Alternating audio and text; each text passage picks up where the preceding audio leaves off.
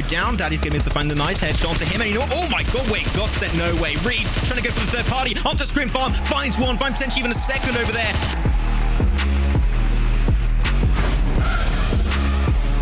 But GSG, they're currently also out of the circle compared to UDR that are currently in the circle. So they got just such a good foothold.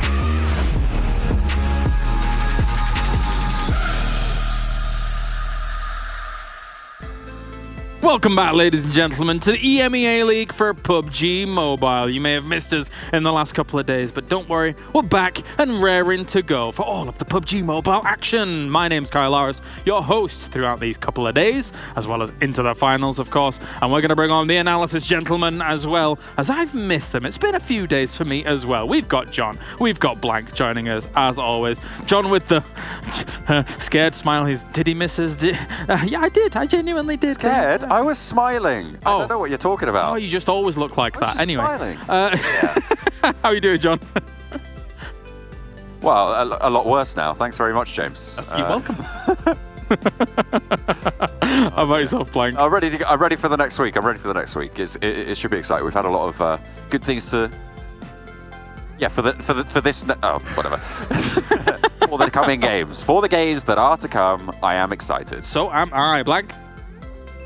Yeah, I'm good, man. I like how you said, you may have missed us. I hope you have missed us. We're going to bring you a load of really good action today for this weekend. You're going James here. He's going to sort you out. We've got John over there. Doesn't even know what week it is, but that's fine. We'll make it happen. We're doing it all. We're doing it all. Throwing shapes everywhere. Let's take a look at the format here for the EMEA League, of course, as we've got plenty to come throughout the start of things. Is it the format? Is it the format? We don't know yet. It might be. Ta-da! There we go. 32 teams going to be playing things out here across the 44 matches. We got 4 matches per day. All fantastic stuff. Yes, that's the format. All is good. Let's take a look at the overall ranking, which is what they originally wanted to show, but I threw them off because I'm a terrible human. No, I'm not. It's fine.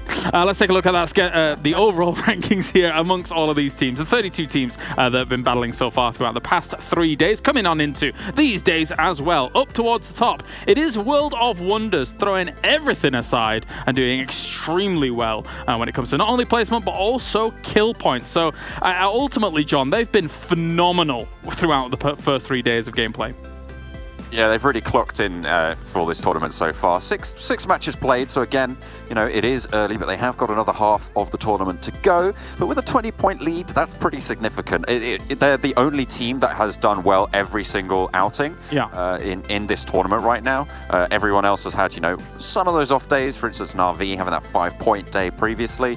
Team Umbra starting off a little bit slow and coming in later on. But World of Wonders, they seem to just be cruising right now. Oh yeah, man. I mean, are they overclocking though? That's the real question. Are they overheating? Do they come into this weekend and do they maybe not perform so well because they had such a fantastic week last week? But like I said, they were really consistent. I expect something kind of similar this weekend. You got Team Umbra coming down a little bit there in second place. They got the majority of their points from those kill points, but we'll talk a little bit more about them. But Na'Vi, John, they're not doing too badly themselves. No, they managed to get all the way up into, you know, third. Well, they were in first place right at the start, but after their little bit of a stumble, they actually, you know, came back in fantastic, picked themselves back up, and still punching out for those top spots. Yeah, brilliant stuff. Frag Machines as well as teams 12-18, not too bad in terms of their points. We can move down into our 9th through 16th and see what's what a little bit further down the table, of course. Do bear in mind, we will be cutting our 32 teams in half. Not literally. 16 teams, though, will be moving on into the finals. So here is where the safe spots do lie. And right now, so far, so good for some teams here, John, to be able to push on up, especially, you know, Marines Force DE, as well as Headquarters. They got themselves a win on the board. Headquarters, though, still close to the danger zone right now. Yeah, they managed to jump all the way up from their very, very slow start, up all the way into 15th as well, which is pretty impressive, you know. And another team as well, GODSENT, performed in a similar way, in a similar vein, and they've both managed to clamber their way up into the safe zone, James. So they've done pretty well so far. It's a question of keeping that speed going, keeping that coal furnace burning and the smoke coming out of the chimney. That's correct. Yes, very, very train-like of you. Let's take a look at our 17th through 24. Royal Esport, the one up very close at that barrier right now. So SNAKEsquad and the Force. YaLLa Esports, Blank, is one of the teams that I want to see have a little bit of a step up. We saw them in the West League, and I think that they have the cojones to be able to move up into that top 16. What do you think? Oh, I'd say 100% here. But they were looking now at the carriages that are trailing the front of the train at the moment as we come in through 16th to first place, and they're trying to move it forward. YaLLa Esports, you mentioned them. I do think that they have the infrastructure behind this organization to make it happen. They'll be certainly looking at the games from last week, trying to figure out what went wrong, what they maybe could do a little bit better. And they had a good chance there on Miramar, had a really fantastic grenade onto an enemy team taking down 3, but it's World of Wonders or World of Pain that came in and really put an end to that one. But I think YaLLa Esports, given the chance, could be ones to step up here in week 2. And let's take a look at 25 through 32. They're in the third class at the very back of the carriages here on the train. Is Polar Ace all the way through to Vibe 6. Vibe 6, only Major 5 economy. points. That's correct. Only 5 points across 6 games here, John. There needs to be a massive step up for them to get themselves into that top 16. Absolutely. 5 points, let's be honest, that's pretty bad. Hopefully, they're going to be able to perform in a similar vein to how they were able to do in their qualifications, able to get in to the tournament. Hopefully we'll be able to see more, and I'm hoping that they'll be able to perform as well. It's a new week. They'll have been able to have plenty of time to review, to come back into it. But another team that's on this slide that is very notably on this slide in the final page, Unicorns of Love. They have not performed as well as we thought they would. Yeah. The previous roster from the UDI Killers getting picked up into this tournament and not quite being able to pick up their feet. They're still sat in that third class carriage, as you say. Yeah, that's why I've won pink today. After 2 placement points, but 22 kills, I believe the step up can happen. So I'm here with my pink shirt repping, and I think that with those type of kills coming in, it's only a matter of time before they get some extra placement points, I think. But anyway, let's move on a little bit here, gentlemen, because let's talk about one of the teams that definitely stepped up. I feel like even from the West League, when it came to World League, it's Team Umbra, Blank. When you look at how they were able to play out some of their first days here, they had a great start on Miramar, and they were able to continue that through onto some of the other battlegrounds. Oh yeah, they're pumping in numbers here. You look at the average stats they're putting out there. 1,500 is just, that's ridiculous. That's almost ridiculous we're looking at. And I think a lot of that can be attributed to Morteza on this team, because he's putting in the lion's share of the work for them, just pumping out numbers left, right, and center. There's tons of clips of this guy just rattling off teams. And I think that I'd wondered last week, I was saying that, can the rest of the team start to step up a little bit? I think he needs a bit more support. And I think on that third day, we were seeing that very much so. So it's lovely to see Team Umbra start to perform in other ways that I didn't expect them to. Yeah, the problem with a situation like that is when you have that star player, you're forcing them to be making those plays every single time, right? Yeah. And that can cause a little bit of burnout potentially. So hopefully Morteza has got the rest of the team there, so that if he does, maybe make a mistake, he does give another team an opening, they can, come back, support him, and that's exactly what you need to see, as well as being able to display their own fragging potential across the board. So hopefully Team Umbra can keep it up. They've managed to do a great job so far to climb to second, but I'm looking for them to stay strong in these coming games. They're one of the, from my perspective at least, they're one of the ultimate opportunists of the lobby right now, it feels like. As long as they're in the lobby, of course, because, we're mixing up all the groups from time to time. But it feels, Blank, like when they were given a chance to be able to gatekeep, for example, or find themselves a decent crash, they're looking for it. Very opportunistic in their play style. Oh, absolutely. I think that when they can find a place to nestle their way into the circle, or find a place where you can start to chip away at other teams, they're absolutely there every single time. And even, I think, more notably in unfavorable situations. I think we had an Erangel circle towards the end of last weekend where it was right on the river towards South George and Rozhok. And you had this big issue where so many teams were clumped up, yet Team Umbra comes in behind Unicorns of Love, who set themselves up in ruins and are able to just slowly make their way in. So like you say, super opportunistic, making the best out of a bad situation a lot of these times. And I think a lot of that does come down to their killing power and the fact that they're almost able to bulldoze their way into places where they shouldn't necessarily be able to get to. Yeah, definitely. And actually, you guys were talking about Morteza. Let's take a quick little look as we spin the table here and get rid of John and Blank for a moment and talk about him individually, John, because his numbers are looking stellar here throughout the first 6 days. Yeah, almost 4,000 damage across those 6 matches, which is some number. I can't quite figure out the average. I just worked out for you just then. Oh, there we go.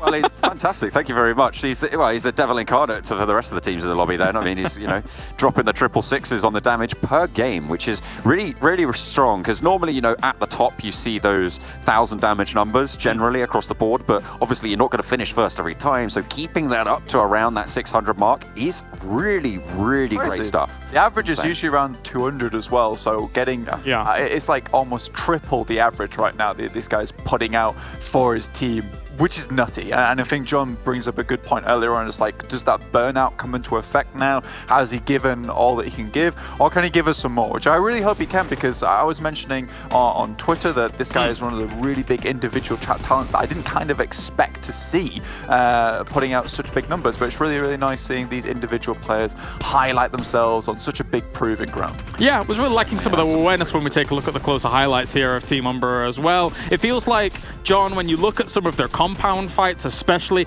they're using a lot of tools to their advantage, using not only, the first floor, second floor of these buildings, but using roofs, using little extra nooks and crannies to their advantage. Full-on hardcore parkour, let's go. They're fantastic, fantastic opportunists, as you say, James. They've managed to find their way into spots where probably quite a lot of people wouldn't expect them to be able to get in. You can see Morteza just giving them the old do-si-do and doubling up on his investment there. So fantastic stuff. In general, so let's look at it this way. They've been hot dropped several times over the past 6 games that they've played, and every single time they just win, right? They're able to use those buildings, use those structures that are there at their disposal to their advantage, and they're able to capitalize on that. Blank, any thoughts? I just looking at those clips, to be honest with you, and just seeing the ridiculous amount of work Morteza's putting in. I know we're going back to him, but he was hitting some crazy. Like, it feels like he has the full set, and you don't necessarily always get that from a player. This guy's got good grenades, he's got good movement, he's got good gun skill, and it also feels like this guy can also breach into compounds very well. That is not something you tend to see from an individual player on his own, something that's usually propped up by other players in the team. So this guy, he's kind of like a wonder man at the moment. It's crazy. Yeah.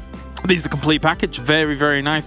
And speaking of a package that's been, going on the up and up here throughout our first 3 days, it is, of course, GODSENT, who at the beginning of the 3 days did not have the best time at all. But, John, they were able to rise through the ranks here from day to day to day.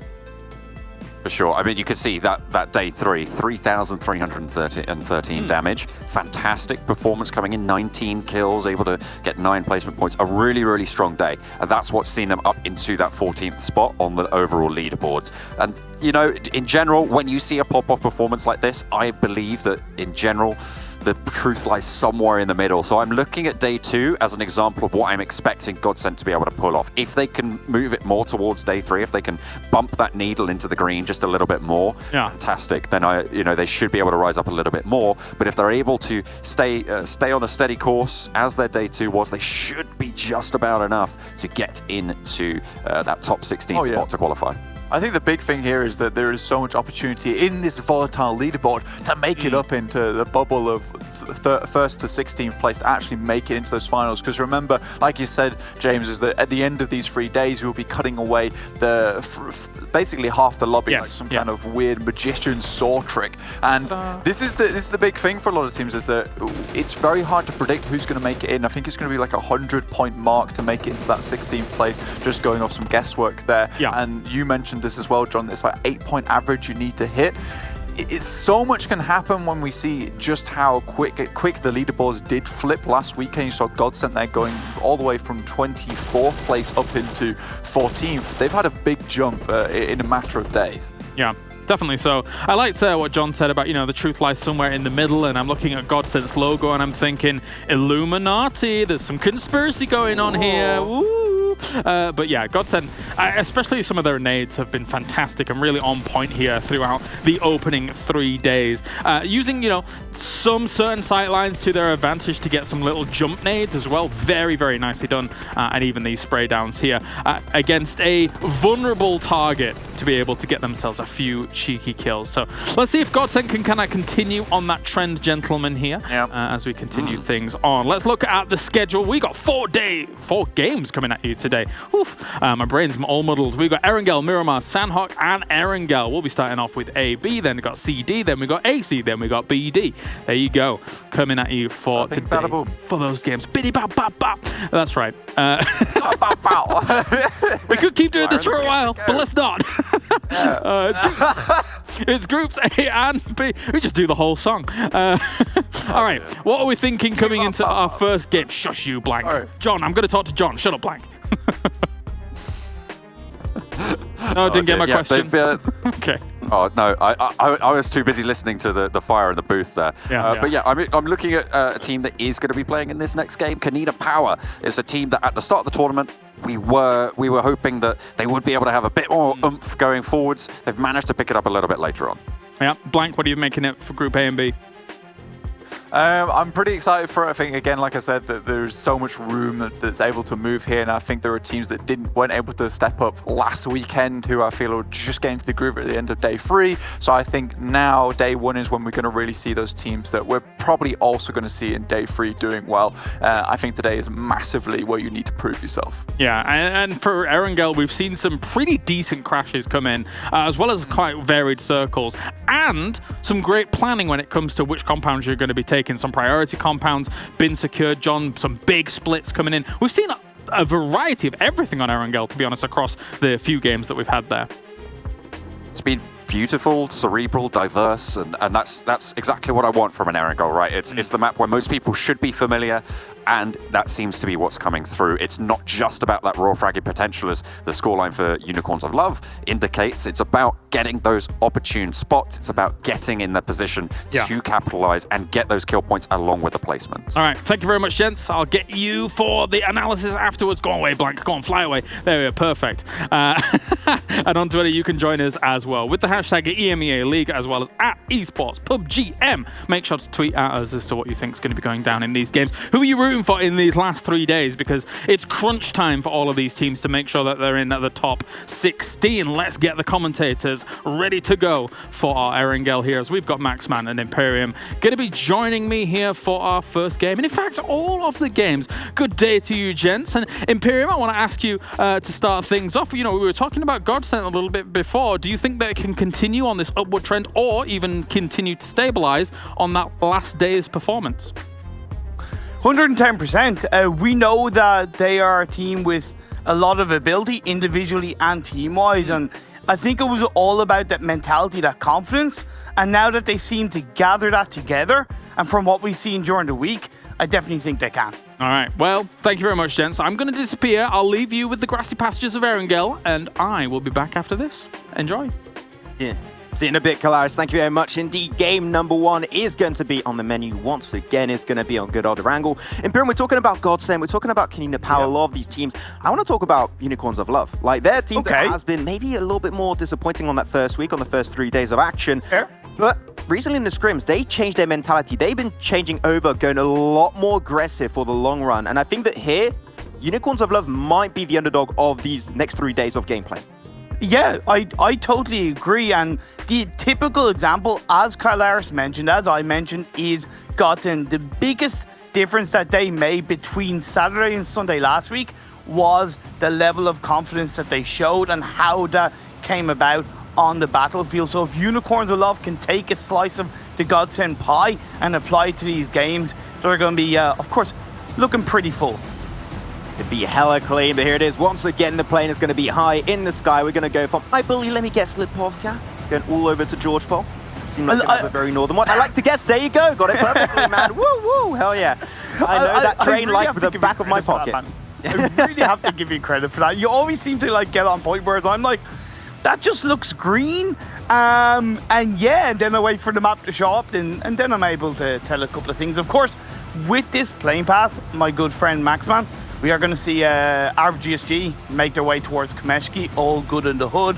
Bloodline are going to go to Le Pavga, and I do think even though it's a little bit north, it is very accessible for most teams to get to where they want to, and I am expecting GODSENT to go for that alternative drop spot on the north of the river, avoiding the likes of YaLLa and Konina Power.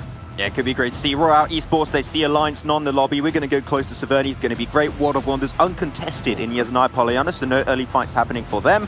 And then Punisher's also going to go for the southern side of George Bowl. But I'm seeing a lot of teams getting close to Pachinki. I mean, we do have Unicorns of Love. They're the kings of Pachinki so far on this Erangel map. But hoping that the Force will not try and contest that one because they got a very similar drop location. Yeah, we'll have to wait and see how that does indeed pan out. We do see this phase 1 circle, Max. It is on the southwest side of the map. This feels a bit more traditional. The teams should be a bit more comfortable with this initial phase 1, and it should allow for a lot of solid rotations to come through. But as we do see, quite a good few teams are already inside the circle when we do see that hotbed of teams in the George area down towards Gaka. Just a traditional circle. I don't think there's anything like a traditional circle anymore. Like, you say that on phase 1, and the circle's like, did you just call it, like, traditional? No, we're going to go round top of the river, and we're going to have a water finish, you know? I just think southwest of Erangel, it just feels like a traditional phase 1 circle. I don't know why. Maybe Jinx it's just... in it, Imperium, stop right now. hey, you know... leave me alone, okay? Leave me alone. I mean, I'm trying to just budge you a little bit. It's fine. Just doing the John Blank synergy, just trying to bully you a little bit sometimes, so it's cool. But overall, yeah, you're going to have, as I said, Unicorns of Love. They're going to go in Pachinki. I thought that the Force might encounter them a little bit on that drop. It seemed like they just respected that drop. They're not going to go for that area whatsoever, so they're going to be leaving the scene entirely.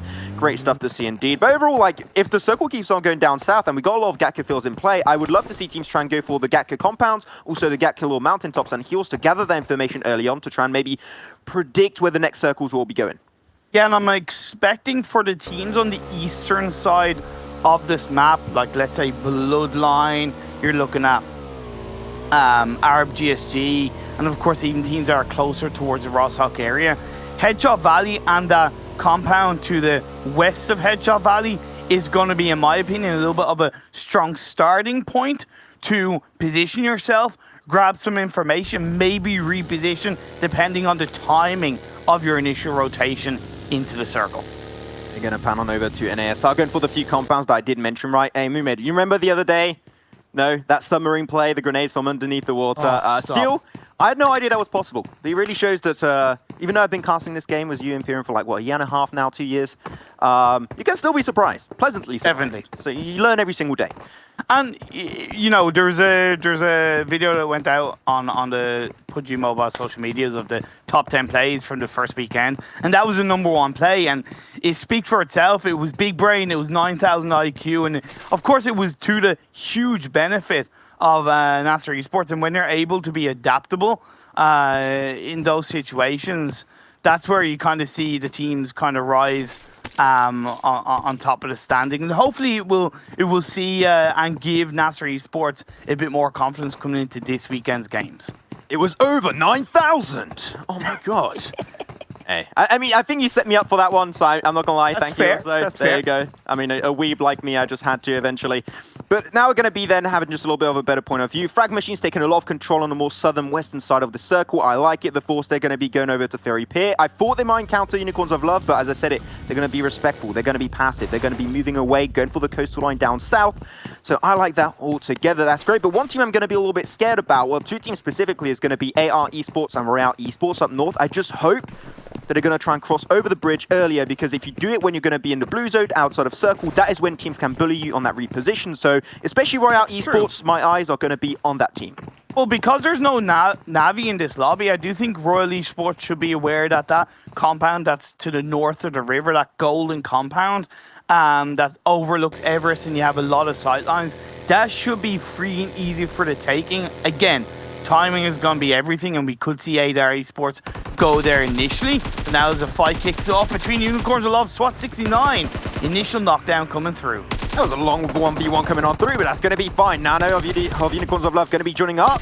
Gets Zert. Looking for a second kill, but unfortunately not able to find it. They're going to be down to 2, Nano and Pocus. Nano takes the fight. Pocus also finding himself 1 kill. Going to go for the instant flush. Now it's going to be SWAT 69. They need to go aggressive on this push. Nano, Pocus, both split from each other. Damar's going to take the 1v1, takes it for himself. Here's going to be turned into a 1v2 versus Nano of Unicorns of Love. If he takes the fight, could potentially go for the res on some of his fallen teammates. But Nano going to be going for the nade, a little bit of a slow pace play. As N7R going to go for the res on Zert. And Nano, unfortunately, not able to find that knock with the nade. As Damar holding a great angle on top of that window, really stopping him from putting pressure down onto N7R. Oh no, oh no, oh no, oh no. They're going to go for the push onto Nano. They get a lot of sexy damage down on through. They need a little bit more, and that's going to be it. Unicorns of Love are swiped away in 16th position. Unicorns of Love, we talked about them and I jinxed maybe it. the confidence Sorry. they had and losing that team fight. I feel for them. I really feel for them because they can feel it's slipping away, right? Every single game counts. That's it. That's their 7th game out. They now only have 5 more games to climb up the standings. And yes, even though there's not too many points dividing the teams in let's say, 12th and 29th, if you have that 0-point game or that 1-point game like we've seen from Unicorns of Love, it just kills them. Like I hope they bounce back, but damn, I feel for them.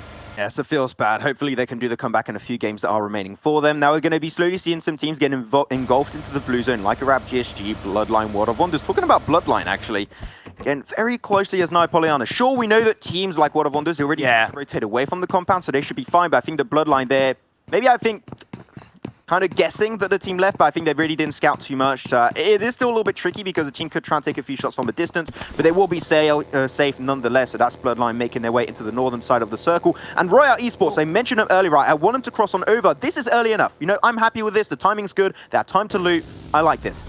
Yeah, they've gone exactly where I suggested they go initially. And with regards to Bloodline, you talked about it maybe being a little bit close to World of Wonder. I think the reason why they've gone closer to Yasnaya as opposed to closer to Stalbar is because they weren't sure how Arab GSG were going to rotate, right? Arab GSG could have rotated through the south of Stalbar, which means they could have caught Bloodline out. So I think Bloodline were a little bit aware of that. Plus, it's quicker if you're just cutting off and shaving off a few meters on your rotation into the circle. As it happens, Arab GSG are going on the north of Stalbar. They're going for the long rotation. So let's see how it works out for them. There's still space, Max, in Headshot Valley. That was a clean. So much airtime.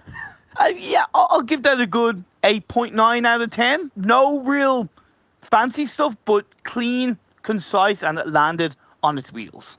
Our little vroom vroom segment. We've been doing it for a year, man. It feels good to still get it up. It does. There you go. But the circle about to close up. We'll see where Phase 2 is going to be going. AR Esports, they got a tippity top of the mountain. Gathering now information on, the likes of 1218, Punishers, NASR, SWAT 69. They're going to have all that information going their way. The circle, not going to be harsh whatsoever. This is why I also wanted these teams to cross early. Bloodline haven't crossed yet over the bridge side, so potentially AR Esports could be an issue and a pebble in their shoe if they're not careful about it. But Arab GSG specifically up north, super spread. I don't know what to think about that. I don't know what the game plan is. I can't really suss it out. I think it's more the timing of the rotation. It feels a bit too long, a bit too late. I know they went for the long road around Stalbar, but if that's the case, they probably could have rotated 30 seconds earlier. And I know they want to get their basing looting up, but there's no point in having loot. There's no point in having that extra smoke, that extra grenade, that extra 30 clip of ammo if your position inside the Phase 1, Phase 2 is hard for you to breach and you end up getting punished for it. So that's something that maybe our GSG need to balance a bit more heavily. Whereas when we look at the teams that are inside the circle, Frag Machines, I feel, are primed, locked and loaded to get a strong result, because when you look down on the south side of this Phase 2, they're the only ones that are really down there. They've nobody around them as of yet. Yeah, they're completely uncontested. I like that one. It's still going to be really good stuff. AR Esports, they did get the information on the mountaintop of Everest. Now they use that information. I do not want to stay on that position because it's on the edge of the circle up north. So they're really going to start moving himself in the fields of Gatkill, looking for a compound, looking for a mountaintop to hold on to potentially. So I think that here AR Esports are really converging and translating that information into a decent position, more center circle. So I think that here AR Esports in responding in a way that I'm just expecting from all of these teams already. So AR Esports, big thumbs up on that one. I like it. But I'm going to see down south the Force getting really close to Frag Machines, and that might be a fight closing up and breaking out in the sides of Quarry. It seems like the Frag Machines are kind of more rotated towards a member of the Force, Buju. The Force are kind of split up during that 1-1-1-1. Hopefully, though, that split positioning will benefit them in the sense of finding those angles onto the members of Frag Machines. But again, the Frag Machines, you can see they have 3 players in one vehicle. Freak is on the other side. They have those 4 walls that are protecting them a lot more heavily compared to the Force, and that's where I think the Force realized that they need to do a similar kind of positioning, having 3 members together with Buju staying down in that compound. Hopefully the baiting can come through for Buju. I just like the fact that they got those 3 players up top. There's not only been pressure down on Frag Machines to make sure they don't push on Buju, but also gathering information on what is happening down south of the location. Maybe even send one player up north just to make sure you can get a little bit more intel on teams like, you know, AR Esports, 12-18, SWAT 69. I think there's definitely a big potential early game information going the way of the Force. I think that I would like to see them try and use that. Some grenades are getting chucked on over Frag Machines. They're slowly sneaking their way forward, finding a strat to get on that fight. But AR Esports knocking on the door of the Force, and they're ready to shred it down to pieces if they just get a wind of information on where the Force currently are. And this is where the Force maybe need to counter look and counter chances. Buju does knock down Roof, but is going to be returned by Lord. Yeah, that was going to happen eventually, right? I said the moment they had the information, it was bound to happen. I think that here, potentially a smoke from Buju on the side of that car could have also made it a little bit harder for Frag Machines to find that kill and put themselves a little bit out in the open to allow the rest of the players of the Force on the mountain to take those shots and find a few knocks and kills. Unfortunately, that did not happen. Now, they do have Buju knocked away. They know they're not going to go downhill. They're not going to go for the breach. They're not going to give it an attempt whatsoever. But here it is. I mentioned it. AR Esports during the party. They knock on the door and they shred it down. They pick up an extra kill on that team. And AR Esports, they're already transitioning these positions so damn well, already into phase 3.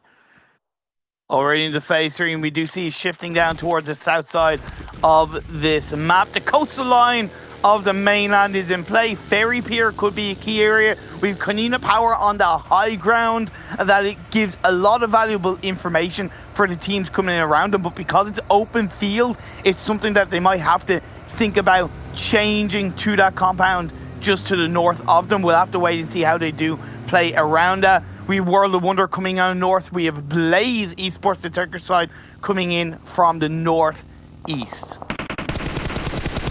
Right, Esports under fire. N7 are going to be initiating those shots from the rooftop. And NASR also gathering the information. Got so many teams on the southern side. It's a very flat terrain. A few teams will make it over to the plateau area where World of Wonders currently have set up their house, their main setup. Right, Esports will try and potentially contest it away. SWAT 69 going to try and squeeze through YaLLa Esports and 12-18, avoiding that detection. They are going to be in a more valley side area, so really they're not going to be prone to taking shots. But if a team gets close, grenades could be a main issue. Blaze, I feel like going a bit too deep without the information. I don't think they needed to go on such a harsh rotation, and let's see if they get punished for. Talk about Punishers and NASR are taking the fight against each other. We'll have to see how that does play out right in front of our eyes. Oh, there you go, Blaze Esports, AR Esports. Looking for the engagement, not able to find anything initially just yet. Grenades would be a huge way to engage and kick off this fight. Daphne God did get knocked away, but seemed like he's not going to get traded away by AR Esports. So this is a little bit tricky, right? Because so far, Blaze, they got their little high ground position. They got a lot of structures to play and peek from. So AR Esports, they know that if they push in that, they're taking a huge potential risk. And they're also in a dip where grenades could easily connect for Blaze Esports. So here is AR Esports being really respectful. I love this. I think literally there's no reason to take that fight because they were in such a tricky position to push it upon Blaze. Leave it. This is great. I love this. However, will AR Esports get punished on the next phase if it goes against the coastal line? I think it's a good short-term solution, but long-term, I feel like it might punish AR Esports a little bit more. One thing we did see with that new train, on a side note, that is part of the Erangel 2.0 update, by the way. That wasn't there previously. wasn't there previously, and I like the new update changes to the map. It feels good, but it's also World of Wonders. They're feeling pretty good. They already picked themselves 2 kills, looking for a bunch more potentially. They're taking full control and ownership of this plateau area. They've got so much information to give on the mid-game stage of this game. So I think overall here, World of Wonders, if they play their cards correctly, just like in Yu-Gi-Oh!, they'll be having the strength of this game going their way. So a team that I just need to highlight real quick is the rotation from Bloodline. They've hovered around the edge / inside the circle absolutely perfectly, where they've made their way from the north down to the southwest. That is such an incredibly well-placed rotation. However, it's going to be a lot harder for them because that next phase, it's centralized up, Max. Centralizing up, still World of Wonders got the high ground position in the circle. Movement's going to push on through for YaLLa Esports to regroup back to his team. Unfortunately, he encounters World of Wonders along the way, and that's going to be the end of his adventure on game number 1. World of Wonders, they are playing aggressive. No one is taking that tippity top of the mountain away from them. Because they have to maintain control of this high ground area, because they know that there's a much bigger chance that come the next phase, come 2 phases later, they're not going to be inside the circle. So taking out the bodies around them will allow them more freedom to rotate. One thing that I find strange is that Konina Power, they've Acer inside that compound. Nobody rotated that compound on the previous phase, and that seems weird to me. Definitely, I think it's a great position. Actually, the best position to hold on to in terms of just staying into the circle without getting sprayed down. Talking about getting sprayed down, Son HP is going to be under 5 by 12-18. And I do like the fact that SWAT69, they actually moved away because they were in between these 2 teams, and they just tightened up so heavily. If SWAT69 did not move, they'll be absolutely battered from both the east and also the western edge. So SWAT69, really good call on that rotation to play more passive. But World of Wonders, really maybe a little bit too spread, because if teams come up north, like 12-18, like Punishers, they could get in a tricky spot. Zakonivore going to go for the spray down onto World of Wonders, and they are going to regroup back potentially as a full team, which I would love to see coming out from World of Wonders. Punishers trying to squeeze through on that bike. That was a hella risky play. But hasn't got punished just yet, as they're going to be crashing onto one specific player down below in that little shack. And he's going to be able to find himself a Reef. YaLLa Esports really popping off versus Punishers. Yeah, let's see what 12-18 can do against both Punishers and Royal Esports. Although, just as I say that, Punishers goes down, so do Royal. This is absolutely great play coming out from 12-18, playing their train on the northwest side of the circle perfectly indeed. Once again, Bloodline opting to go into the blue zone, realizing that their rotation, they've come from one area, they can kind of choose to go there again, but the timing, it's a little bit late, so they might get punished by the likes of ARC-GSG and SWAT69. Yeah, we did see 5-6 get eliminated in 13th. Unfortunately, they were in last position at the start of this game, and apparently they're not going to be budging too much from that position, so 5-6 definitely needs some really strong results to make it back into the top 16. It is not impossible, but unfortunately what is also going to be impossible is this player, Bazzi of Bloodline, surviving that encounter. Demar, SWAT69 is going to be shredding him down to pieces. The 12-18 now on the edge of the circle. The next shift is going to go towards phase 5. That's where things could get a little bit more sticky for them to move away from their position, but Frag Machines, they're going to go for the push on the mountaintop of IRAQI. They got some smokes, denying a lot of visibility from IRAQI to be able to defend it. The nades are clean from Frag Machines. They're pushing up. That's going to be another kill. Kill number 3, looking potentially for a 4th kill if they find that flush in the smoke. And that's going to be Law left alone for IRAQI. Yeah, Low's on his own. He's inside the smoke, but I think Frag Machines see what might be happening, and Lord is going to cook up another grenade. Is that going to connect onto Low? We'll have to wait and see. Not quite, a bit overcooked. Low overcooked, but that's going to be fine. Law's going to get pushed away. The smokes, he's going to go for the random spray through. Law able to find himself one on to outplay. They're going down. He's got that car's defensive position, but the spray, the mode down play from Ralph will be enough, and that'll be it for IRAQI. Frag Machines, that was an aggressive push, but I loved that use of utility. Yeah, really great way to use a utility. Now, Frag Machines do lose a player off the back of that, unfortunately, confirmed by NASR Esports. The circle's rotated back over to the west, and Aethys, the last man standing, the one-man army for Bloodline, is able to pick up another cheeky kill. The sneaky snake is ready to decimate Frag Machines, picks up one onto Law, looking for Freak right now. They don't have the information. They're down below, making it really hard to peek a snake in the grass, prone down. They're just going to go for the nade. That nade looks clean. Imperium right next to Athens. Run away, my friend. But no, the bush is dead. Bloodline are out. 10 teams now still remain. As YaLLa Esports, they're going to go for the breach on the position of Konina Power. You mentioned earlier, Imperium. It was a great position. You were surprised no one was contesting it and trying to take it away. Well, it seemed like it's going to be happening right now. Anas, despite being a one-man team, despite losing all of his allies, he is going to go all-heartedly into this push onto Konina Power. The res will slowly come on through onto Rob Denis. Maybe Yana's taking a little bit too long to capitalize on that golden knock. Well, no, he has to be careful, right? He can easily beat third party from the field, so him being too aggressive could spell the end for his run, not necessarily by Konina Power, but by another team. By him getting that knockdown, what he's doing is he's creating a little bit of time and space, and Konina Power are losing that time while they got that revive off. I agree. Good point. Also, really good point. I think that here going the passive approach might allow him to just snatch away a few positioning points. It's like John and Blank mentioned, right? Sometimes you just know you're not going to take the chicken dinner. Yeah. Sometimes aiming for just an extra 2-3 positions is going to be a lot more valuable on the long term. So I think that is also a valuable option for YaLLa Esports. World of Wonder's going to be popping off versus Frag Machines. They're going to be picking up Ralph right away. That's going to put a big dent in their numbers. But apparently, and that's the last player of YaLLa Esports, this gets spotted away. So it's not going to have a huge difference. Out in 10th position, 9 teams still in the lobby. But look at this smoke. Not a road. This is a smoke wall separating 12-18 and World of Wonders on the northern top because they want to hold on to that position. They don't want to get contested away. The Force will get taken out. NASR, I believe, also are eliminated from this lobby. Teams are getting decimated left, right, and center.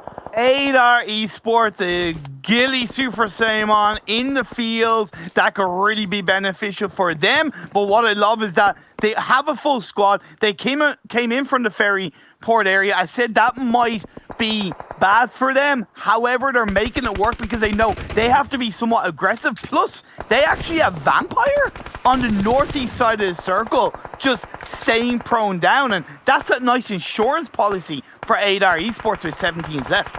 Yeah, he's like the trap card, just like if the entire team dies, then you can flip it over and you're going to put it back into use. Frag Machines, they'll go out in 7th, 6 teams still in this lobby. But SWAT69, they got himself alone on the more western side of the circle. If the circle goes in their favor, they might also be able to pick up teams like World of Wonders, 12-18, they're going to go downhill from the northern side. Samon's going to be spotted away by Daphne God of Blaze Esports. They're still as a 4-man team in a finish like this in the fields. This is a huge potential game, picking up already 5 kills, looking for 6th onto Jano. Blaze Esports being the most aggressive we've seen yet, and this is the Blaze Esports that we want to see coming out from one of these Turkish teams. They're a long-form team. They don't go for the quick one-game win. They play for the late game. They play for the late end of the tournament. And they realize off the back of a poor first week, they did need to step things up. They do need to step things up. And they're showing us right here, right now. But World of Wonder, 9 kills already in this game, Max. 9 kills. And SWAT69, 2 teams with 9 kills. This is a huge finish potentially for SWAT69, able to reclaim themselves back in the golden books of the European MENA region. This could be a huge game. Grenade going to be chucked towards Zert. Normally she would be going out pretty soon. Damar and N7R are still going to be in this lobby. Blaze Esports, it's time to breach, baby. We're going to get into the car. We're going to find ourselves a decent position in the southern side of the circle. Black White's going to get dropped away. The Vampire, he said he's got that great off angle. Now going to be joined up by Ali. They're going to be taking this fight as a 2-man team. Rob Denny of Konina Power going to be the thorn in the side of Blaze, though, is going to be taking a hurt. Konina Power losing himself. Rob Denny also down to only 1. And World of Wonder still, they've got to go down that mountaintop from the northern side. They're struggling to do so, but at least Sonic HP and Zessia in circle. They're dead center. They're controlling now teams trying to push from the edges. Enjoy7 is punishing every other team from the high ground. He is being somewhat of a sacrificial lamb. He's creating the space for Sun HP and Zessie. That's great teamwork. It's great information. It is just fantastically well played. And that punishment onto Konina Power is helping Blaze Esports. Oh my god, you got to calm down, World of Wonders. You already got 11 kills. Do you want more, you greedy bastards? But still, that's going to be well done, World of Wonders, with the smoke ready to go downhill, but it's not going to work just fine for Enjoy7, as he will be a casualty during that rotation. I gotta say, 2 players after such a hard rotation, after taking a fight up north with 12-18, I gotta say that's still a huge win. Spotakuda, great spray from Gonzo, using that third-person perspective to his advantage. Blaze Esports down to now 2. It's gonna be Tron, it's gonna be Daphne God. This might actually be their first chicken dinner if they play their cards correctly, but Konina Power still got 1 player. That's going to be Gonzo, as Daphne God does indeed go down. Gonzo still popping off despite being a 1-man team. SWAT69, double-digit kills, 3 players left, but they're all bunched in a row.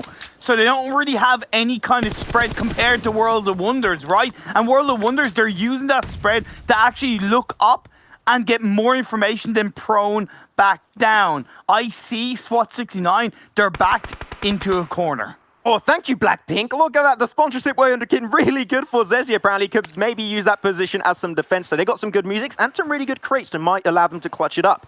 Blaze Esports from down below. Once again, we're going to be seeing a circle shifting away, and it's going to go actually over to SWAT69. They're still looking good. They still got a 2-man team. I mentioned if the circle goes in their favor, they could potentially have a great position. Also, their terrain is a little bit higher compared to the other teams around, so that could give them a slight advantage that might give them the edge in any kind of fight. Desi?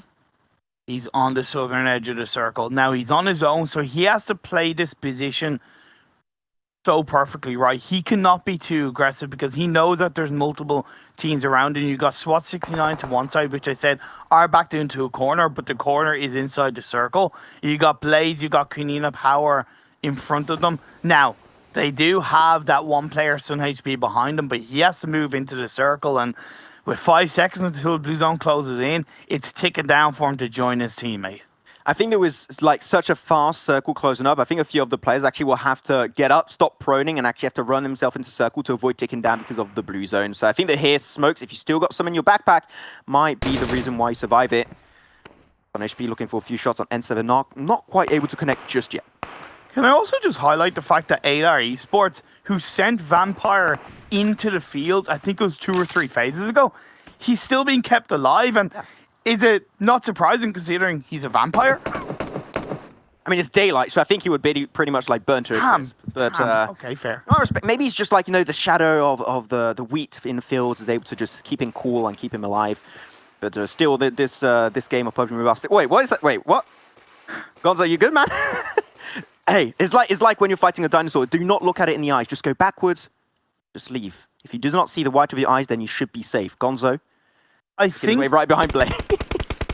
I know it did not work. It doesn't work against dinosaurs, but not against Zessie apparently. And that is it for Konina Power out in 5th. I was thinking. I think there's a little bit of a thing where your feet are less noticeable because obviously they're smaller than your head, so there's less chance you're kind of gonna get spotted out when it comes to the pixels inside the fields. I think also because you avoid getting headshot right away, you're gonna get shot in the feet, and we know that feet are still the deadly Achilles heel of these teams. NASR Esports going to go out in 4th position. Nice try. Unfortunately, Vampire will go down eventually. No chicken dinner for you, my friend. 3 teams still remain in this lobby, and SWAT 69 maybe taking their first dub, maybe taking their first W of this EMEA League. They're going to spot out one player of Blaze Esports. That's going to be Daphne God down to now. Tron is going to be looking so good. And actually, SWAT 69, I thought they only had 2 players earlier, but they did go for another res on one of their fallen teammates. They got Zert, they got Damar, they got himself also N7R because they got that dip, they got that rock, they got these cars, they got so much of a position in which they can easily peek from without getting pressured by the team still remaining in this lobby.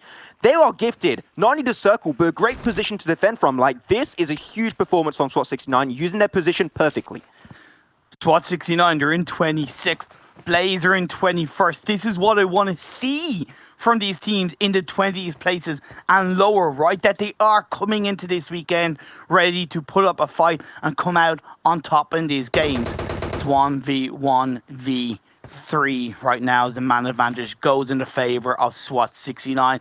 I feel like this is just a clean victory waiting for them. No.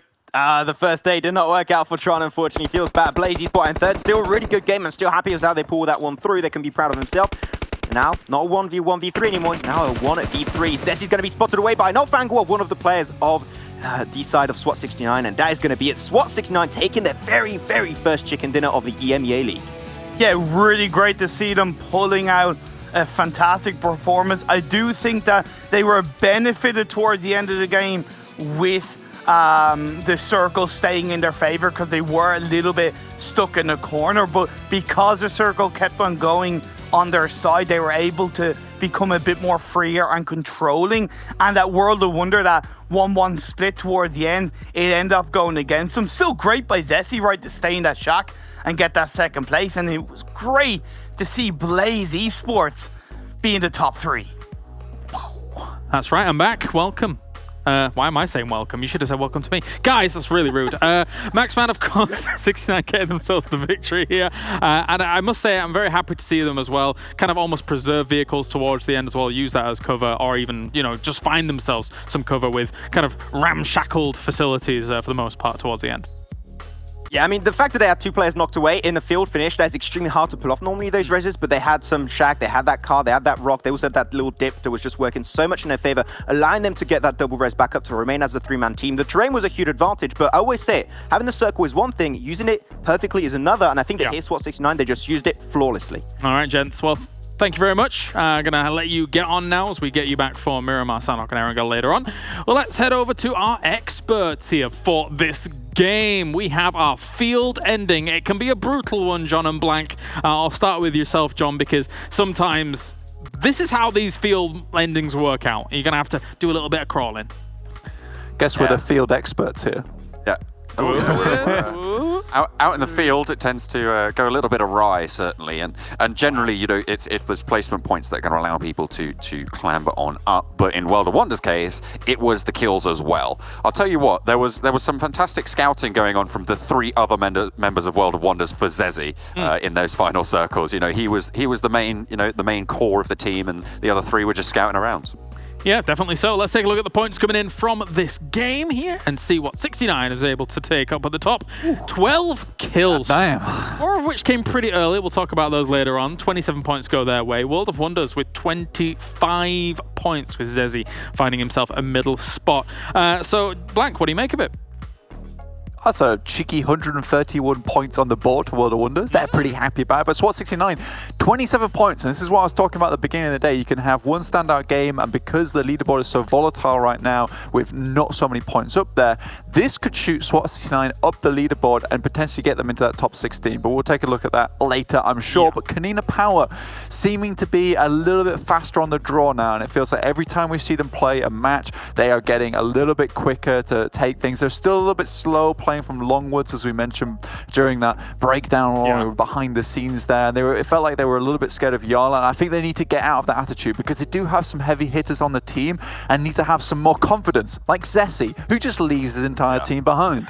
It's pretty nutty. And AR as well, they had some pretty hard sends during those final circles out in the fields, and for some reason they were able to make it across seemingly multiple times, getting those 12 points on board. Fantastic for that squad. Yeah, I think it helps AR's rotation that Konina Power was kind of caught up in a little bit of that fight in the compound and was preoccupied with making sure that their back was going to be covered. So AR rotated at just the right time over to that east side from a southwest position, which in that circle should not be allowed. But there you go. That's how that's going to go.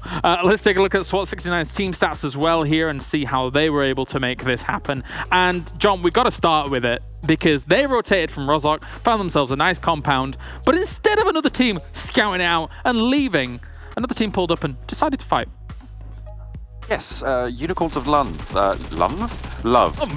lunged towards the compound, and they really didn't have that great of a situation. The Horn not quite able to skewer SWAT69 and take them down in the fight. It just wasn't. It wasn't even necessary to take that compound. It felt like it was just a little bit over-aggressive, and it's indicative of their scoreline right now. They're on 20, well, now that they got an extra kill point, they have 23 kills and 2 placement points on the table, and they just need to be less aggro in these situations, Blank. Yeah, you know, objectively, I'm going to put out that it was a bad play. Like at this point, that is a bad play. There was no scouting involved. Ulysses is dying first a lot of times from last weekend. It feels like they haven't gone back on these thoughts. They haven't really learned anything. And we were talking about it backstage as well, James. Like, what were they doing during that last week that they've had to prepare for this day? Because this is not. That doesn't feel like an opening day play, right? Because it feels like everyone during that lobby shot. Even World of Wonders felt like they were hesitant to take some ridiculous plays that map, even though we saw it right towards the end with Zesi. But most teams were taking their time with it, and that's something you're more likely to see in day 2, maybe match 2, where teams have got into the groove of things again. The fact that Unicorns of Love are going in so aggressive in that play is crazy. Yeah, what I'd have to sort of look back at for that was a crazy pick up there for Anas, by the way, but what I'd have to go back and look at is, did Unicorns of Love make that same rotation earlier on a Western Circle? I have to go back and double check that, because if so, it's possible that it was SWAT69 doing their research and getting there first after seeing that that's how they rotated to that compound without checking it, without scouting, with no discipline. So, you know, fantastic for SWAT69 if that was the case, and in the end, you know, they're able to pick up 4 points for it, trading it just for King, dropping down to 3 players, and of course, still able to win it out. So fantastic stuff from them if that was a play that was intended to be made. If not, still, good job winning the fight. Yep, not too bad. I think there's a lot, we could talk about it forever in terms of what the better options are, etc. and stuff like that, but there's other things that happened during this game as well. World of Wonders obviously got themselves a great spot with Zesi here, Blank. What's interesting with Captain Hindsight is, I suppose, is I think what the plan was to send one mid, And if that person dies by chance to, say, utility, nades and stuff like that, then at least you've got the backup of, you know, people up on the high ground. But with Captain Hindsight, they could have actually sent a lot of people towards that middle spot, and maybe that would have secured them the win later on. What do you make of it? Give me a second. Just put my hindsight as 2020 glasses That's the one.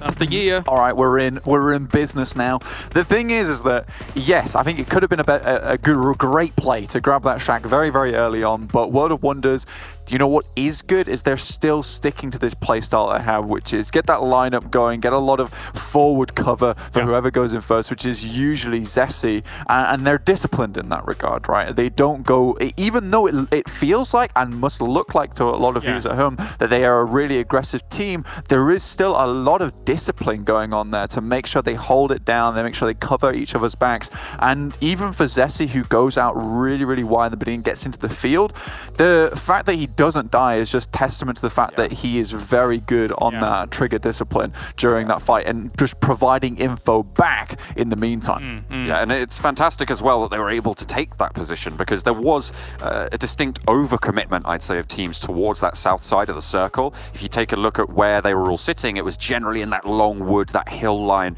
on the south side. You know, AR, they crashed all the way through. It was Konina Power, YaLLa, all of those teams down on the south side. It left the northern side of those fields, on those hills, in those trees, completely open. And World of Wonders took a huge swathe of that land. They just controlled all of it with a fantastic split. You know, you had Sun HP all the way out to the west, guarding out a fight between two teams, and was able to remain relatively unharmed in that circle. Great, great stuff coming out from World of Wonders, capitalizing on an empty space in the circle. Yeah, I like your 2020 glasses, Blank, so thank you for putting those on. I also like your lion shirt, so thank you very much for that. Oh, thanks, brother. Not lions. Let's take a look at the damage overall and see what's going on from this game. We have what I can only assume will be some high damage coming out from World of Wonders. Almost 3,000 damage. Blank, that's ridiculous. What? Is that legal? Can we get is that legal? Is that allowed? Is that allowed? I'm pretty sure that's illegal.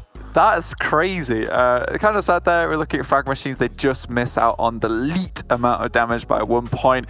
But you see the rest of the teams, they've got so little damage because, you know, pretty much World of Wonders just back-pocketed it all. They were like, that's ours now. Wait, they got the straw, they dipped it into the damage pool and just sucked it all up. Yeah, they got 3 straws, mate, at this point. There were 3 straw in it. I've got to ask the question. World of Wonders across the first 6 games of our group stage, and now this game as well. How did they only get 3rd in their region, John? What is this? What's going on?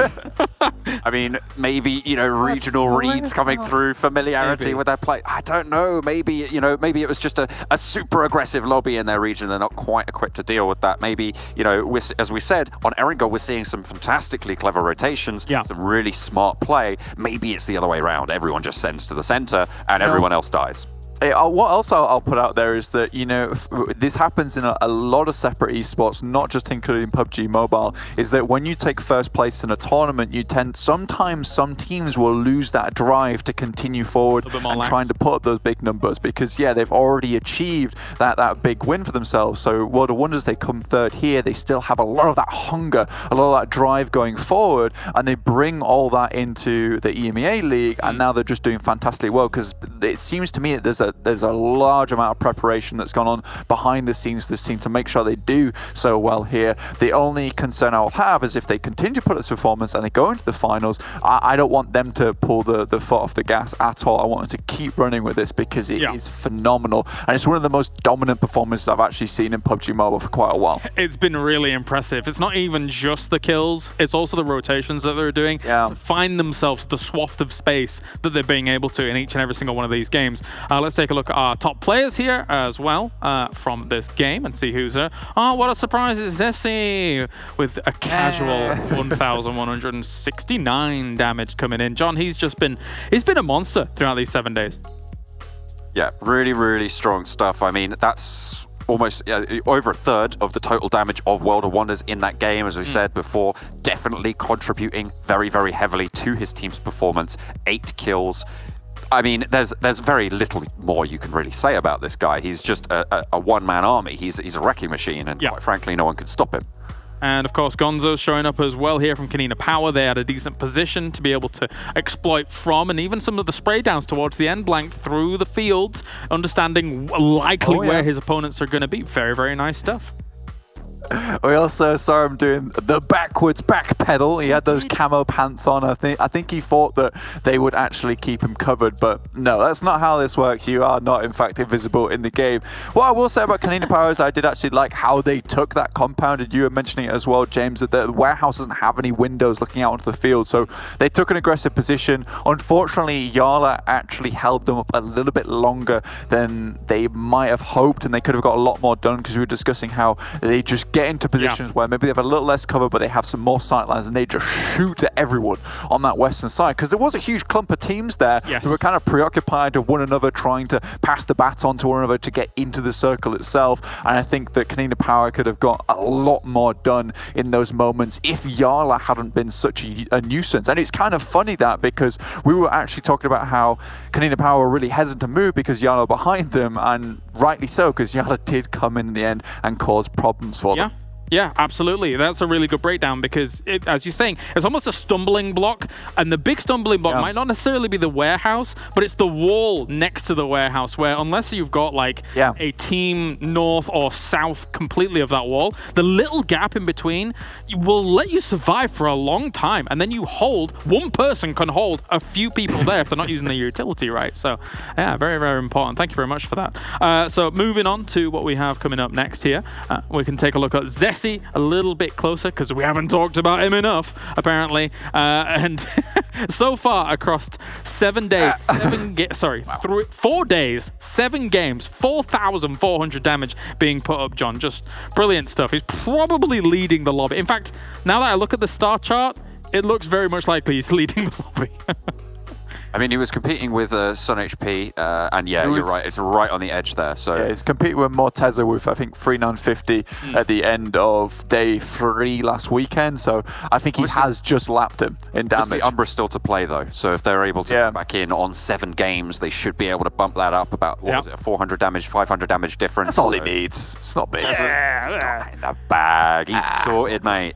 No drama, no 666 damage average, no problem. Anyway, moving on as well here, PUBG Mobile is currently up for the awards over at the Esports Awards 2020, and it is one of the finalists of the Esports Mobile Game of the Year award. So all you have to do is follow these quick steps, and you can aid PUBG Mobile in their efforts to be crowned the best Esports Mobile Game of the Year. Fantastic stuff. Go and help on out. Now, let's take a look at the schedule. We only have 3 more games remaining today. God, it goes so fast. We're already a quarter of the way in. And SWAT 69 has got themselves the victories to start things off. We've got Miramar, we've got Sanhok, and then we've got Erangel coming up. And gentlemen, I was talking to, some of my PUBG Mobile pundits and PUBG pundits yesterday and saying how much Miramar has really grown on us when it comes to esports in general in PUBG Mobile, because it just provides a different style. And I know, Blank, you're a big fan as well.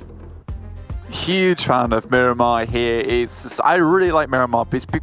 I'm a big fan of rotations in general, and I think that you can make some really smart ones. And sure, the gun skill is super fun to watch on screen and very, very exciting. But a lot of times those are facilitated by the fact that you've got a good rotation of the circle, you have decent place behind you. But it's more exciting for me, especially on this map, because we're watching Team Umbra and Alliance. Both teams have had fantastic games on Miramar so far, especially on day 1 we saw Team Umbra hold down basically a rich side with just, I think, with 3 players and just shot everyone. And then Alliance completely on the other swing side of things, they did a really damn good rotation down from El Azahar, able to insert themselves in and get the win at the end of the game. Down towards Minas Gerais. Very, very nice indeed. Well, thank you very much, gentlemen. We'll break down Miramar as the game goes on and bring that back to you in a nice little wrapped package. For now, over on Twitter, you can join us as well, though, with the hashtag EMEA League, as well as at Esports PUBGM. Make sure to tweet at us with all your thoughts. You think the SWAT 69 was able to do well in the previous game?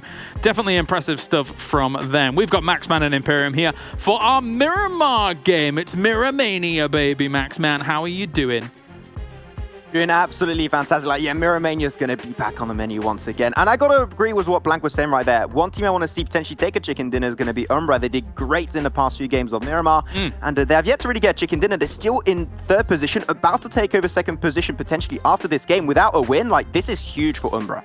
All right, I'm going to be blown away by the sandstorm, and then I will leave you to Miramar, and I'll enjoy. Bye-bye for now. There you go. Thank you very much, Kilaris. But yeah, Imperium. Going over to Miramar. How you Yeah.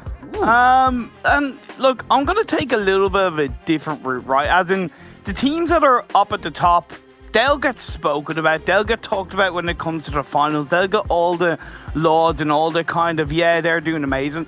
I'm feeling the underdog teams, right? We saw in game 1, SWAT 69 and Blaze, 2 teams who are down in the 20s, perform exceedingly well. I want to see Old Team and the Monster show us their inner monster, right? Show us their inner grit, their inner danger, and pull out a good performance in this Miramar game. Yeah, I gotta agree on that one. There's definitely a few teams that I would like to see perform. I want to see the Snipers get a good game potentially here. Like, they call the Snipers, like on Miramar. Like, come on, connect one together. The Snipers should be able to get some really good DMR/sniper bolt action shots. So here we go. With that said, we're going to be diving to game number 2 on the 2nd weekend of league play. The action so far has been, great. I enjoyed it. Teams like World of Wonder's been really popping off, but I'm interested to see who is going to be popping off between this Group C and Group D battle, as the playing part's going to be from Torre Ahumada towards the side of Minas del Sur. And what's great about this game in particular, in my eyes, is that Group C and Group D, coming into today's games, have the most teams in the top 16, right? So it is, in theory, the toughest group. So getting a strong result, getting a high amount of kills in this game for any of these teams, I think will be very good, especially, as I said, when you look at Old Team and the Monster. I mean, Imperium, I'm seeing like the biggest shift in mentality I've ever seen. Like Polar Ace, Campo Militar for Polar Ace. Like, they were always fighting Na'Vi, and Chuma said, like, you know what, we're done. Instead of going for an early game drop, we're going to go straight to Campo Militar because, no team in planet Earth likes to play over there. It's not just that. I'm really not surprised because, 1, they're not starting as a full squad, and 2, I do know from talking to Ked, it's a little bit of a shift in mentality for these Friday games. They are kind of trying to play a little bit safer. Now, when we look at this Phase 1 circle that's a little bit towards the southwest, that is going to be a bit tougher for them to rotate, because if they go down the eastern side from Impala, they have fear of coming across maybe the likes of Headquarters, fastPay, WildCats, even Klas and the Monster. If they go on north and come in on the west, they could come across the likes of Marines Force and Old Team. So it's really not going to be easy for Polar Ace, and maybe waiting for Phase 2 to pop up to really be into the circle could be a bit more beneficial for them. Yeah, because having 4 teams up on the northern eastern edge is not something we did see happen in the past. Some some amount of gatekeeping could potentially come in on through, so I'm intrigued to see how they'll be coming on through. IRAQI, they're going to be solo. For the first time, actually, we're going to be having no teams contesting. I mean, Konina Power are not in this lobby, so they're not going to be taking that fight for themselves. But GODSENT, in the past, they like to play a little bit around the area, but here they're going to go back towards San Martin. San Martin that hasn't really seen too much action in the last few days of action. So I think that overall here, GODSENT and IRAQI, they're going to have decent positions to rotate easily in circle, and Power Grid is a high ground position. Bloodline are not in this lobby, which means that Power Grid is free to take. If teams want to go for early information gathering, Power Grid is open for the taking. That is absolutely true right now. Looking at a team like Alliance, who are to the north of GODSENT, they've performed well in the sense of getting 2 chicken dinners in the first 3 days. Nothing can take that away from them. However, there is something to be said for their consistency across the whole first 3 days, because out of the other 4 games that they haven't won, they've only scored 3 placement points, and it's not like their kill points are exceedingly amazing. They're not bad, but they're not exceedingly amazing to the point where they're perking those lack of points up, lack of placement points up. So I would like to see Alliance work on their consistency and work on their kind of maybe mentality, going from 1 bad game to a good game, or 1 good game to another good game. We're talking a lot about Umbra, actually. So this time around, still they're going to be committing to Hacienda del Patron. Yes, I have to say it with the accent. Stop telling me that, guys. But overall... Sí, señor, muy bien, caliente. But overall, they're going to be uncontested as always. And I did mention that they were in a really high position in the standings. They're currently in 4th position. 12-18 in 3rd, and Frag Machines in 2nd. And also World of Wonders, they're not playing. Even though World of Wonders, they got such a huge dominant lead, they've been really shredding this lobby to pieces. So they're not going to be taken away. But here, we just need 6 points coming out from Umbra, and they're taking back that 2nd slot away with 0 chicken dinners. They only need 6 points. That is easily done on a Miramar game for them. It's amazing. Their consistency at the end of the day kind of speaks for itself, but we can't really praise it enough. We can't, because considering the teams are playing 2 games per day, to kind of continue on the momentum is a little bit tougher, and Umbra have been able to continue their momentum from day to day to day. I saw ProLord abandon the Golden Marauder. How could you? You know what? Oh, no. He doesn't need it, because they're the Golden Marauder. They're yellow in this lobby. They are the antithesis of the Golden Marauder right now. Yeah, but like Golden Marauder, he was like father to me. I loved him like my son. Max is like, oh, Golden Marauder. Oh well, yeah, it's fine. They don't need a Golden Marauder. It's fine. They'll be able to pop off. So we're going to see a few teams on the northern eastern S-Slow going to be shimmering their way into the circle. The Monsters getting closer. NaixCSquad already in their car, so they're going to go on their slow rotation. But the Monsters really widely spread, and they're running it into the open field. Like, suffice to have one team on the mountaintop. Normally here would be teams like, normally GODSENT. They like to hold on to this area from time to time, also in the past. That's not going to be the case. So the Monsters taking a really big gamble here. Yeah, definitely taking a big gamble, especially considering the playing path that we saw. They really need to be on their extra 2020 vision sightlines of just getting all of the information and being careful at where they're rotating. Looking at other teams, you have Old Team are in El Pozo. They moved to that location from the playing path. It's going to give them a solid entry point into a more center circle position. Maybe rotate to the high grounds that's just to the east of them to get that core information. Other than that, you talked about Power Group being a really nice area. I also like SNAKEsquad's position in the high ground of La Drillera, where they have a 2-2 split right now. It's great for phase 1, right? Because you're able to pick 2 strong areas and get information around. And then, of course, as phase 2 pops up, they can now join up as a full squad and hopefully set themselves up for phase 3, phase 4 onwards. Yeah, should be completely okay for them. I still got no teams really going for the mountain up north of Picado. I think that's going to be a big point of interest for a lot of these teams. We're talking about, what's been happening so far in this tournament. Also, we talked about a few teams specifically. I want to talk about Class Game. Class Game is, in my mind, was the team that I was looking out to be like, top 5. Fair. Easily, dominantly, because Class Game with this team that really surprised me into the scrims before actually kicking off the EMEA League. And I've been let down just a little bit, so I would hope to see Class Game come back. Would you say they've underperformed? Yes, I would definitely say that. I think they can do a lot better, but Alliance also seem like their rotation is not going all that good. Going to be, unfortunately, split away from each other. Ruda and Discrim far away in the distance. They're going to be caught out also by Umbra. They've got a nice little position in this compound. It's about Headache. Shots able to connect only 1 bullet for ProLord. Unfortunately, not able to find Headache just yet. But of course, that's going to be the vehicle that Alliance had, or one of the vehicles they had at the use. At least Headache does survive. So it's still going to be a little bit of a split coming out for the Alliance. They can stay where they are. They're inside the circle. They don't need to move. GODSENT seem to be moving further down south, utilizing that high power grid mountain that you talked about. And they're pulling it off.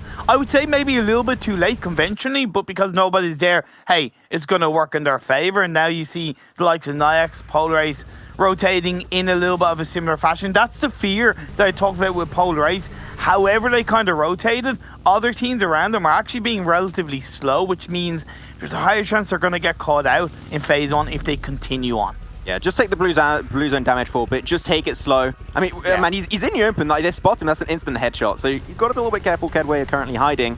And send the entire team up there. It seemed like they used the information. NaixCSquad are going to be moving on by. But I think that here a lot of teams did their homework. They understood by watching the first 3 days of the EMEA League that northern side of Miramar, not many teams focus it. Why do we not add ourselves to the equation up in the northern side, which they are doing, but seem like a lot of teams had the same plan, which can sometimes end up in congested areas up north and potential early game fights happening up there.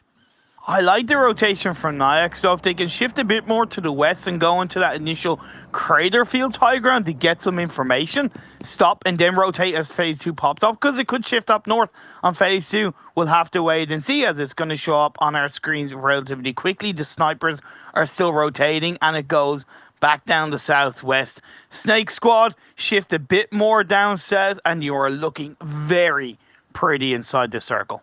GODSENT, they went for the mountaintop up north of Picardo. I like that. They got the information. They're already in a car, which in my opinion shows that they already want to use that information to good avail. Use it, get in center circle. Well, not really center circle, but at least in a compound that is in a pretty safe spot. So I think that's what GODSENT are going to trample off. So I like it. I think they used the information properly.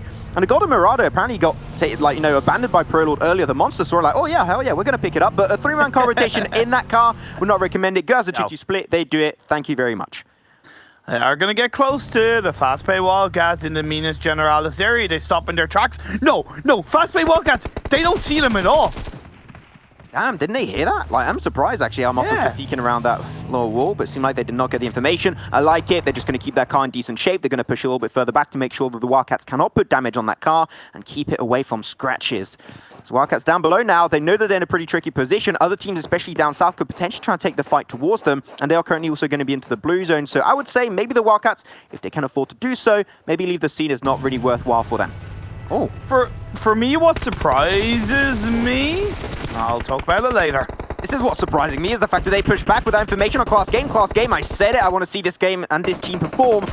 Selim taking a 1v2, he's going to be spotted, he's got the position down below, and he's going to be taken down. Selim eliminated out by Mad Max.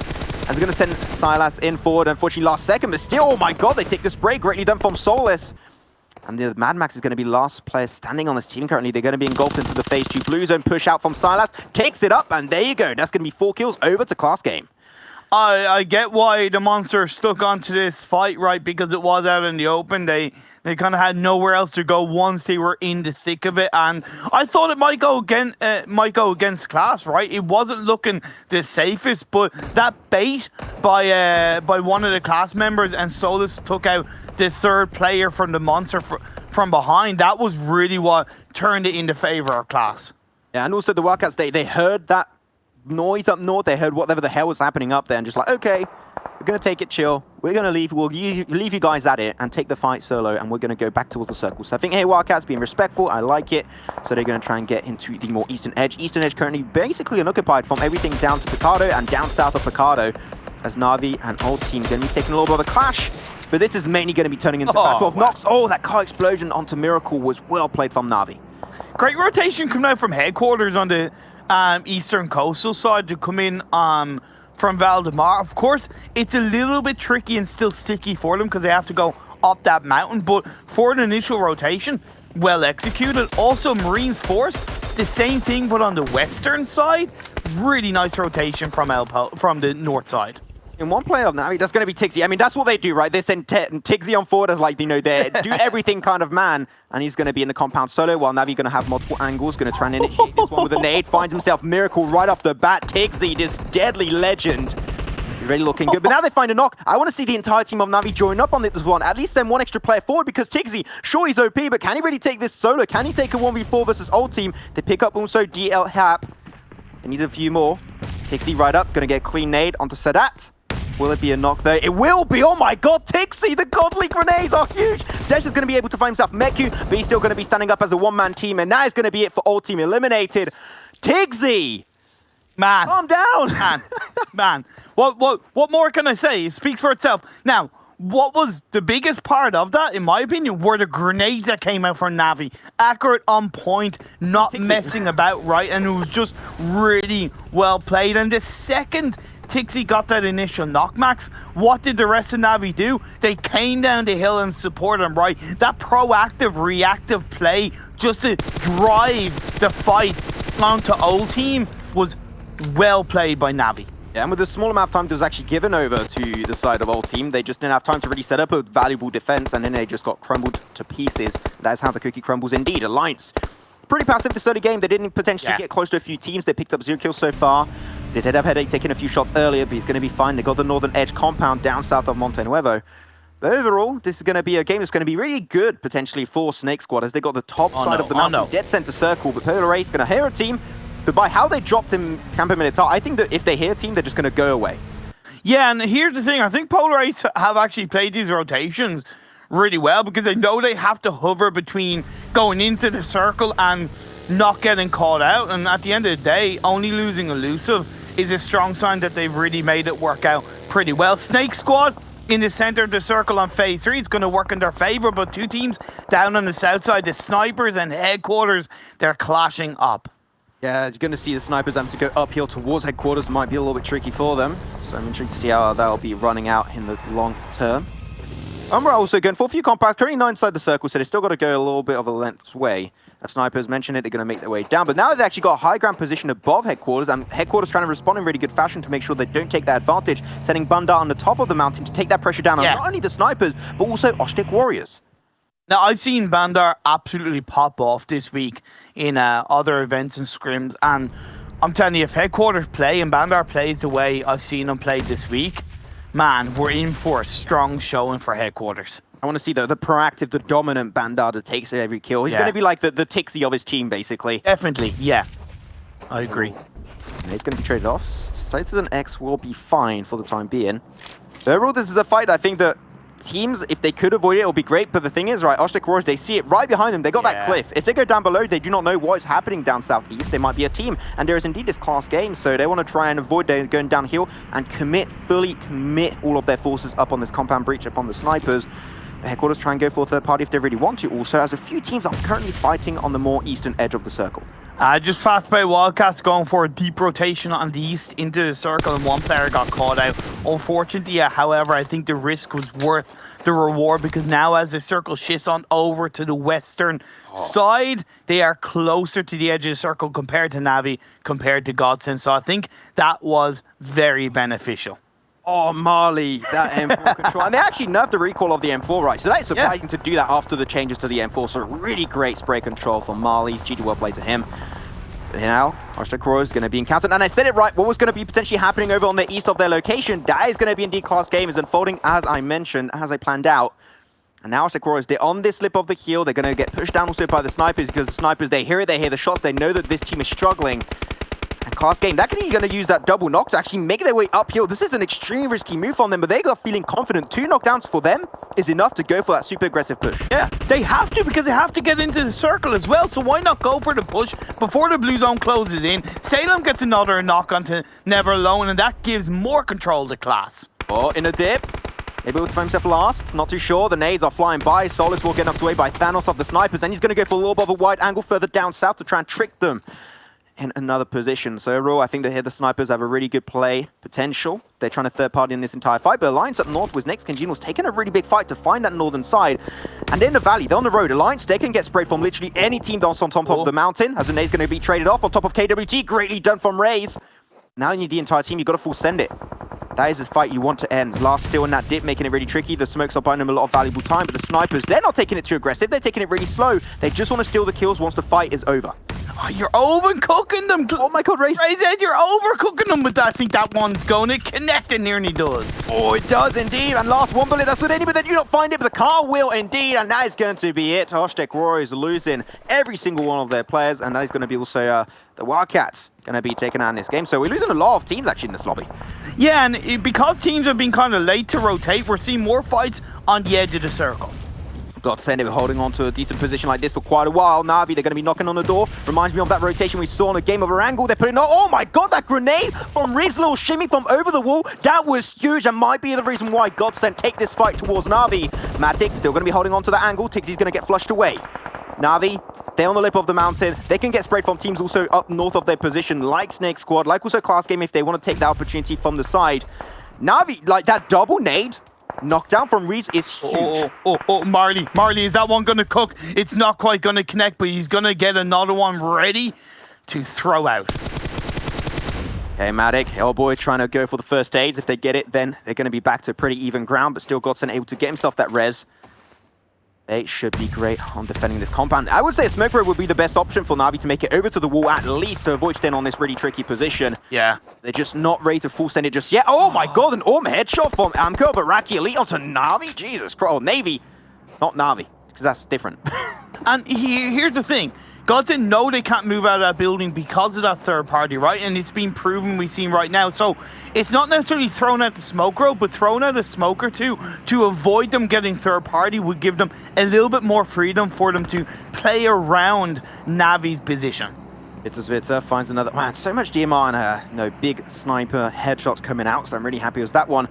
Not really too many teams dead center circle. Oh my god, that circle is the redeeming grace for this scrim of Alliance, though. What this means, a lot of teams potentially are going to have their eyes pried open for that location, so this scrim potentially going to have a lot of fights coming his way.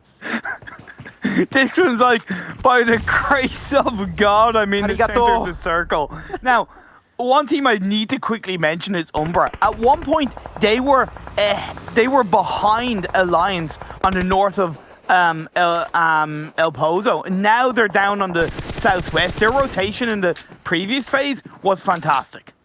See, the fact that IRAQI Elite actually pushing on GODSENT, Na'Vi, they know that now they really can't take that fight towards GODSENT anymore. They've got to stay a little bit more on that dip. It seems like Old Boy is actually going for it, despite IRAQI Elite having a really decent position over there. So Old Boy, I would say, take a little bit slow, stay on the edge. SNAKEsquad will get eliminated. Nice car explosion from Wadea of Marines Force. It's been great. Marines Force DE, the team that Klas is rooting for. They had a really good chicken din on the first week. Definitely.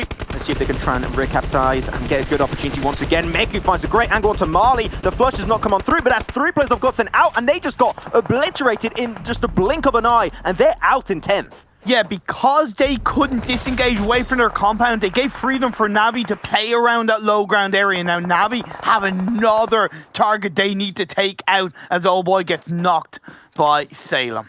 They can't escape this. Like, they got Klas game, they got IRAQI Elite, they're getting chased down. The blue zone of phase 5 is ticking on their health bars also. So really, this shows that it's going to be a really hard game for them. Klas game up to 7 kills. I mentioned it. These guys, they got potential. They got 7. This is potentially their best game yet.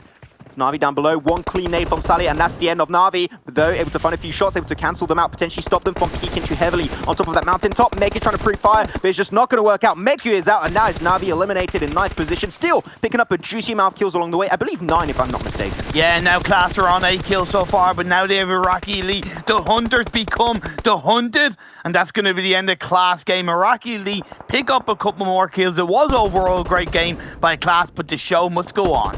This game, I said it, a lot of fights will be coming. He defends a 1v2 compound breach. This is huge versus Headquarters. ID7 going to be joining up late. They had no information on this scrim. That is why they went up 1 by 1. Oh no, the last second nade, that was a little bit risky. This scrim going to switch over to the barrel. Can he get it? No. ID7 eliminates the line in 7th position overall, but still, what a clutch move from this scrim.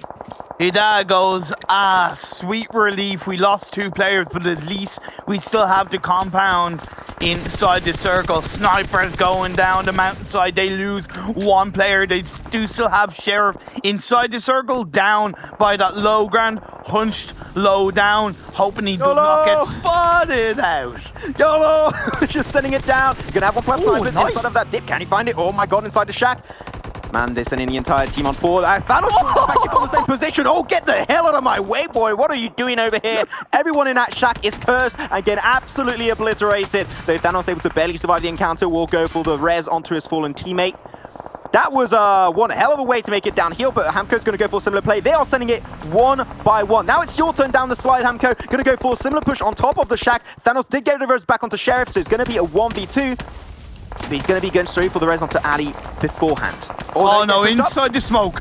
Oh, inside the smoke, he's going to get some time. And no, right behind him, he's got the nade in hand. And Hamco will be able to find 1 kill for his team. Down to now, Sheriff did get the first aid kit for himself. What the hell is happening? This game is mental when it comes down to Miramar. This feels like Sanhok. Sheriff, as I said it, able to get the first aid kit, so feeling potentially confident, going to reload that clip back to 40 bullets. But 1 player of IRAQI Elite is still on top of that mountain, and he's still not joining up on his position. That's because he's knocked down. He got knocked down from the high ground. So there is this true 1v1 between Hamco and Sheriff. Plus with Headquarters shooting up anybody they can get their hands on from behind. It's not easy. Oh, Sheriff trying to push out. The smoke is going to be dissipating, and the car explosion, epic fashion. That's it for the snipers. Sixth position still for them. 5 teams still in this lobby. As now Hamco, he took that fight, and he's going to be rewarded with a great shack that no one's going to try and contest him. Maybe Marine's Force are coming on by, but on the tippity top of the mountain, that's going to be Umbra, the team that we called out. They are insanely talented when it comes down to these Miramar performances. Oh no. They're going to be tumbling down straight to the compound of headquarters. Marines Force, they have a full squad, so they need to use that to their advantage. They got 2 inside the circle, 2 outside the circle, but Yankee knocked down by Phoenix. That's going to put more pressure onto Marines Force. Yeah, NaixCS here. They're fighting on this mountain slope. It's so hard for them. They're going to send Park on forward. He's going to be the Tixie. Nice. No, that's not how you do it, Umbra. Okay, get the hell out of that one. Just rush over to the wall. That was a very unfortunate run of events. Parker's going to go down first, down to 2 players as they did come into this game as a 3-man team. Umbra, now a 2v2. Going to go for the res. Milteza onto Packer. IGSN is going to be pushing out once again, taking control like he did earlier versus this Grim of Alliance. ProLord will be left as a 1-man team. They're going to try and buy some time with some utility. ID7, he is just doing so much work for the headquarters team. ProLord taking his time. The smoke will come on through. Could somewhat alert both Jamaz and ID7 of where ProLord could potentially be hiding. Ida didn't see him. Shot through the smoke. ProLord is going to be down to a sliver of health. Can he survive? Oh my god, he's still alive. How are you still alive, my dude? No way. He's going to get thrown down. The information's going to be coming his way. ProLord's going to be able to find himself the shot to Jamaz. Can he get ID7 also? How do you survive it? The odds were so far against him. We like to mention it, Imperium, like the law percentages. He had like a 0% chance of surviving those bloom shots in the smoke, but still able to pull on through if he eliminates the opposing team. If he takes down the side of headquarters, this would be a huge game for Umbra. He's only got 2 bandages as well, so he can't in any way really heal up. Ida has to try and get the revive on the Jammers. I respect the fact that Ida isn't pushing it. He doesn't know what's going on, so he's better off just waiting, holding on, and getting the revive off. Of course, that is spilling time against the side of headquarters because the circle has gone against them. He's got no first aid kits. He's got absolutely nothing. He's had 2 bandages, and that is literally all he had. So I think that here ProLord might just die because of that one. Able to heal up a pretty decent amount, about 1/3 HP. Marines Force, they are trying to crash on over to NaixCS on the other side of the mountain. But here it is, the fight coming on through. Hamco of IRAQI still getting involved in that fight. NaixCS will be picking up another kill. And they got full control. But Hamco, still, his shack is in the circle. Like, that fight earlier versus the snipers is so rewarding. It is, and then you look at Joker. He's made his own shack by being one with the bush. Come the fauna and the flora of the map of Miramar. That is the pro strats you want to see. Pittersvita finds a little bit of a lip of the hill behind which he can hold on to and go for the res. And now they're hearing the shots. They're hearing the move coming out from the last 12 Umbra, which is ProLord. Joker, though, going to be coming alive. This bush is moving. This is not natural. Picks up 1 extra kill. 5 teams still in this lobby. So many teams down to 1-man teams. Like, it's absolutely insane. As I said it, ProLord, those going to be slowly coming out. But ID7 will... Oh my god, that nade from Jamaz picks on only 1 team squad wipeout, but a second. 2 teams out in a row going the way of headquarters.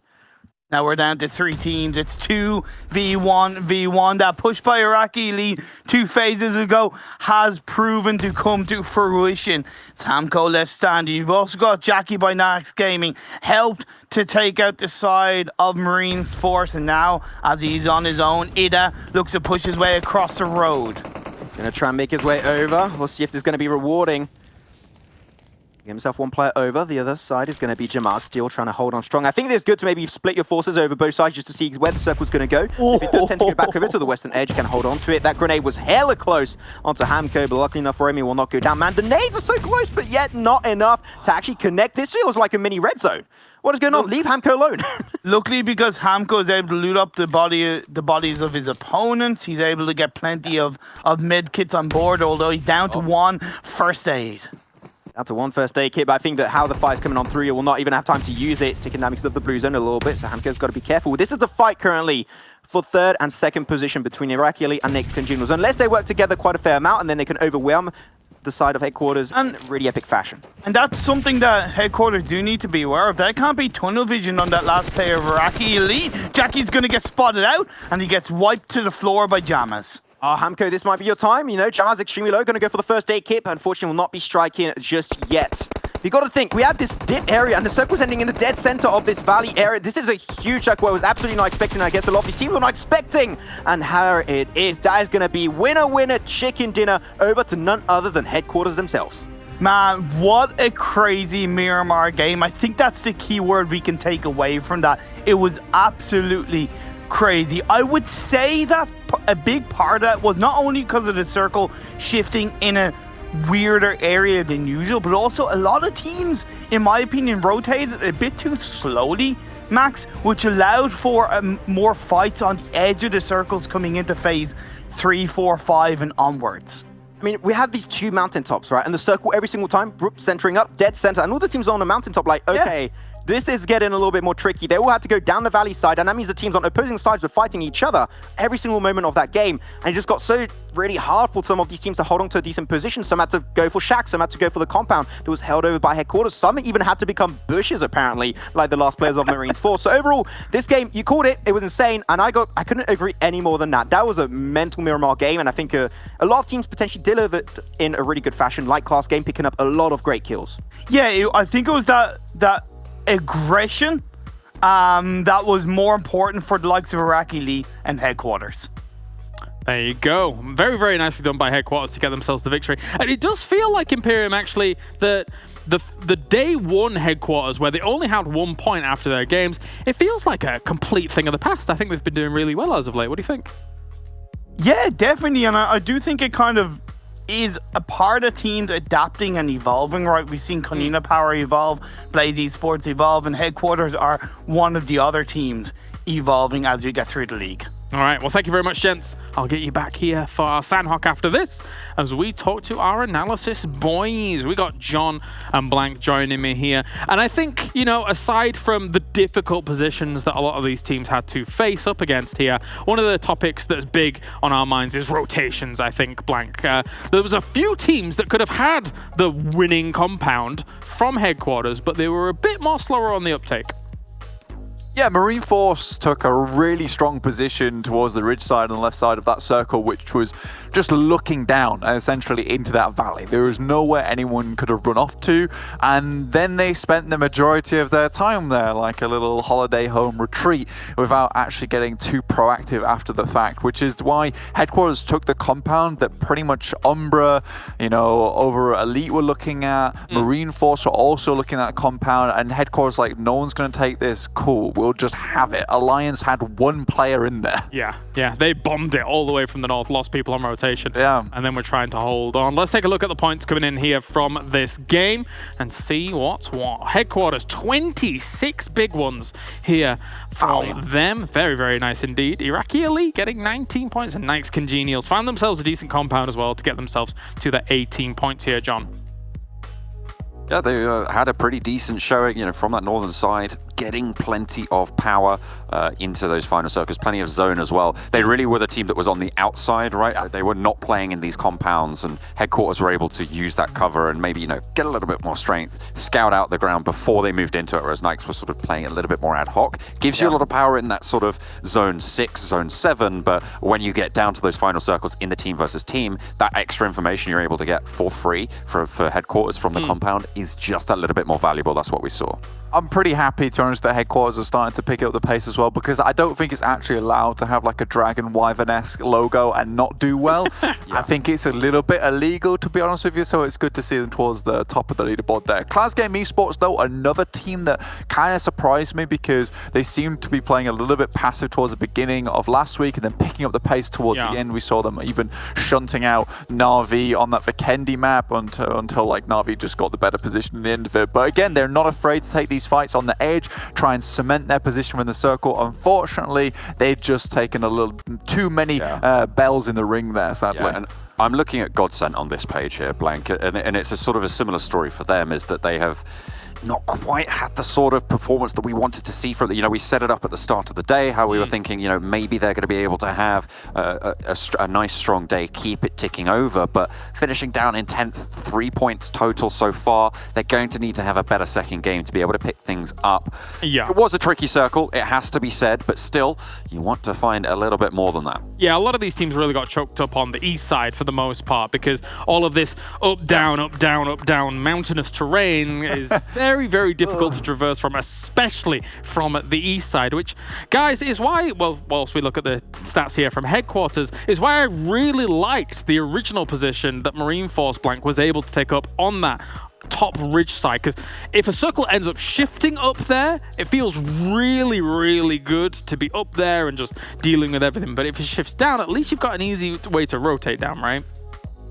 You've got a huge amount of opportunities ahead of you, and also what's interesting there is that you've got the obviously massive road that runs down from the northwest side of the map all the way down to the bottom towards Chumacera, and that's really open though. It's like a lot of times teams will be rotating through there late, unless you saw Umbra doing it though. But the thing is, it's so open that teams can easily see it, including Marine Force DE. But it just felt like they didn't take that time to really take best advantage of what they've done, because they set themselves in the position that like indicated that, wow, yes, these guys got a lot of control, and then they just let it all go. Yeah. It was very, very lax towards the end there, and there were so many opportunities for them. Umbra there with 3 players towards the end, like they have somewhat of excuse, which I'm sure John will allude to later, to the fact that why they didn't have that confidence to go take the compound. But for me, Marine Force, I don't think they had an excuse to speak of. I think they did really well in terms of that initial rotation, but that seems to be a problem we're seeing with teams like C9 and PMPL Americas, who they find a really good spot and then they're so hesitant to move afterwards, and it causes problems later down the line. Yeah, and you know, I'm going to drop a little bit of wisdom here. You know, a position does not a win make alone. It needs to be used as a fulcrum to leverage the win. Yeah. You can't just be sat there and think, oh, we've got a good position, that gives us the game, right? No, you need to be proactive. You need to take the initiative, and that's just not what we saw. In the same way that, you know, Umbra, they started with 3 players, right? You know, it's a little bit maybe tricky to be able to say, okay, let's go aggressive when you're only down to, when you're down to 3. You know, you don't start with your full squad. You're thinking, okay, we need to play a little bit more quiet. And through that, speaking of aggressive, by the way, what a crash. But, you know, you need to be still proactive, even if you're down on those 3 players, because ostensibly you've got one of the best fraggers in the tournament. You've got Morteza at your back, right? And ostensibly, you can still just keep going. You can just keep going. Yeah, true. Definitely so. I mean, when you look at that proactive thing, the proactive playing that you're talking about here, John, and I'll throw this Blank's way, is that, you know, when Umbra's taking that compound up towards the top, continue to be proactive, continue to be scouting out the compounds, like, down the ridge of you, right? Because if they'd have noticed, Blank, that it was only one person from Alliance moving into that compound because they were very wounded, that's a 3v1 to take one of the prime compounds that is eventually the winning compound in this game. It's the prime cut right there. That's the one you want to take. But I think that what we've seen a lot through, honestly, I think that a lot of the teams within the EMEA League are at fault for this, is that we have a huge overcommitment a lot of times. We don't see enough. It was just a nutty nade, but we don't see enough of that scouting going through. And we can pass this right back to the beginning of Erangel at the start of the day, where Ulysses is just rocking up onto that compound that SWAT 69 were holding. It's like the moment, I think rotations, gun skill, grenades, and all this are fantastic in the initial rotations, but I just think that scouting is a huge lacking factor in this lobby at the moment. It's either all or nothing at the moment, and that needs to change. Yeah, we're relying a little bit, maybe too heavily, on their research, on their background checking to sort of say, okay, well, we know that this team does that, so they're going to do it this game, right? Instead of actually finding out if they are doing it. Yeah, sending a scout forwards with the bike or just keeping line of sight on a lot of extra compounds would help tremendously, indeed, just in all facets of the game, to be perfectly honest. Let's take a look at the total damage coming in from our Miramar here for this game and see who is able to do the business. Actually, very, very even to get them Sanhok numbers without the Sanhok here, Blank. Yeah, it's actually pretty even. And again, I think a lot of this goes down to that there were a lot of individual fights and individual moments throughout the game where one team stepped up and then it was another team's turn up on the plate there. And I think that's what you're seeing right now. Na'Vi, though, with the 9 kills, I mean, we do have to talk about them really quick, because although they did go out, I think they tried to do what they could with the position they had. They moved to GODSENT. They take a really dirty nade from GODSENT, which just takes out 2 of their players. It completely stops the push from them. And you know, I don't necessarily blame them for making that push on that compound because they'd waited a long time and then they really needed a foothold somewhere in the circle to start moving forward, because that time being they were pretty much out on the picnic blanket the entire time, and they needed something a little bit more concrete. Well, that's a good point. Whilst we take a look at the top 4 players here from this game, is that you had teams like Snake in La Drillera, Svetra and stuff like that, but Na'Vi, John, was one of the only teams in the eastern side, aside from the headquarters eventual southeast rotation. Na'Vi was one of the only teams to really make a decent meal out of that east side, and I feel like they understood that it was going to be hard getting into some of those final circles, so let's just shoot at everything, and they took some really good fights, to be honest. Yeah, and that's sort of Na'Vi's playstyle, right? That's what we've praised them for in the past, is making sure that they have got that information at their back, they're processing it, they are coming up with a good strategy to deal with it. Obviously, in those firefights, sometimes, you know, best laid plans of mice and men go awry. And it's just unfortunate that GODSENT were able to, as you said, Blank, get that nutty nade out from the sky. They mortared it down and stopped them dead in their tracks. If they'd have been able to get that push, get close to that compound, I think they could have wiped GODSENT, and at that point used that position much better than maybe a lot of the other teams in the area. And I see how. You know what's interesting about that? Go on. Sorry, go on. Get me out. Just get in there, bro. Just get in there. Okay, we have a slight delay, so that's sometimes why this happens. But yeah, of course, nice to see Hamco in there as well. Elite had a brilliant spot in the middle of these mountainous areas, so getting 911 damage here, Blank. Able to just kind of, again, shoot at everything from the position, despite not having the most points from the lobby, but nice to see Elite getting some stuff done. Yeah, it was lovely to see Elite getting stuff done, and I think that towards the end there, I honestly think, I used this phrase earlier, James, they had more cojones than most of the other teams within that lobby when they were just crashing that single shack. They were like, that shack right there, best compound in the circle, we'll have it. Yeah. Get him! And then just flew down. I love just the confidence from the second player in the vehicle. It's like, I will support the homie. I'll tell you what. There's no moss on those Rolling Stones, I'll tell you that. No, I'll tell you, they were flying down there, so it was nice. It was nice to see. But I do think there were some nice moments within that game which just showed the strength of the other teams. But what I was going to say was that fight between Na'Vi and GODSENT, just as a quick breakdown, it's sad that Na'Vi did. It's sad that Na'Vi did actually lose that fight where they took the nade from the top side, because GODSENT were playing so many players towards the second floor. It would have been very easy for Na'Vi to immediately gain control of first floor and then from there start throwing nades upstairs and clearing it out. So I think that blip in the push just kind of ruined everything, which could have been a fantastic fight for them. Yeah, did you notice that, James? He's gone American on us. He said first floor is the ground floor. What's going on? That's a bit, well, you know, sometimes even I get it mixed up, to be perfectly honest. I've spent too much time in America as well. I'm gonna have to side with Blank here for a brief second and then disown him anyway. But anyway, let's move on into the. Let's go to our interview then, of course, after this game, as we're going to have IRAQI Elite joining us here. We got Salek joining us here. Hello, friend. How are you doing? Hello guys, how are you? Nice to meet you again. Nice to meet you, man. Not too bad. We're not doing too bad. So approaching this Miramar game, obviously that circle in that mountainous area can be difficult to choose a spot in which to take. How does your team in particular choose a spot, say second and third circle, moving into those spots? Where do you like best? We are trying to let our back clear so we can push to the middle of the circle, which we already chose our next step. So, but we was too late. Hamco was alone in the last circle. Right. Yeah. I did a lot of work though, I think, for you guys, regardless. John, do you have a question? Yeah. Whose idea was it to run all the way down the mountain and just go straight in? About what? Call? I can't hear you. When you went for the crash. When you went for the crash down the hill onto... No, down the hill onto Sniper's position in the shack. In the shack. I don't remember. With the run over, right? You got the run over? Am I making things up? Yeah. I told you I was too late, so because of that I died. Okay. Fair play. If I crashed, if I pushed with Hamco and Ali, it will be our game. But I was too late. I was healing behind the car. Okay.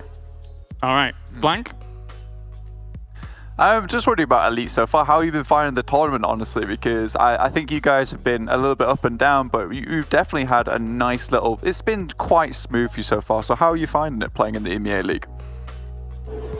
It's very difficult, and we are trying so hard. We are trying our best. Do you have any particular teams that you're looking to...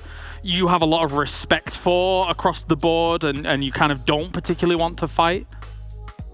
Yes, of course. FRAG machines. Ah, okay. Well, thank you very much, my friend. Thank you for joining us here on short notice before we get into our next game. Good luck in the next games, mate. Thank you. Good. Bye. Great stuff. Thank you very much for joining us as well here for this impromptu interview to get things going. You guys at home can join in on all the fun too. You can vote at the Esports Awards, because Esports Mobile Game of the Year, we have PUBG Mobile up for voting. So you can follow the steps coming up right after this, and you can vote as well over at esportsawards.com/community vote. So make sure to help out PUBG Mobile. All right, we have got 2 more games remaining for today, and we're changing things up dramatically because we're going to be going to Sanhok. It's jungle time. And even though we had Sanhok numbers in the previous game with the 1,700s, look at Blank. He's all happy for the music. He's bopping, he's juking, he's jiving. We've got Sanhok coming up and then Erangel afterwards. So we're going to have A versus C. Don't have too much fun, Blank. It's not allowed. What are we thinking coming into Sanhok, Blank? I'm thinking that, look, I've got the lions, like you said, on the shirt he did, the predators of the jungle, and that's what I want to see in this game. I want to see Team Umbra, like the Jaguars I know they are, just hunt down the other teams. What's good, bro? What are you trying to say? Come on, have it Lions out. don't live in the jungle. But they're called the Kings of the Jungle, John. What are you Not talking the lions. Yeah, but you're wrong. So I'm afraid, they live in You know what?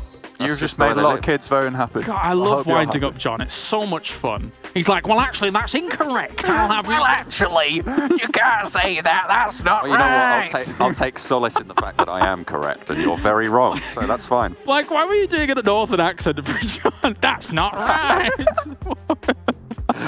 No, that's what I was feeling in the moment. I guess What I so. sound like in your head. Yeah, actually, fine. genuinely sometimes. I have to get that changed. Yeah, that's a bit unfortunate, that. I'm sorry. That is, yeah. All right, well, I'm being told, yes, get rid of the analysis, guys, as quickly as possible. There we go. Go away, and I'll get you for Sanhok in a few moments' time. You can join us over on Twitter with the hashtag EMEA League, as well as at Esports PUBGM. Do the things. That would be great stuff. All right, let's talk to our commentators here for Sanhok, as we've got Maxman and Imperium joining us once again. Maxman, Sanhok o'clock. We've got one for every map, I guess. Yeah, Sanhok is going to be underway.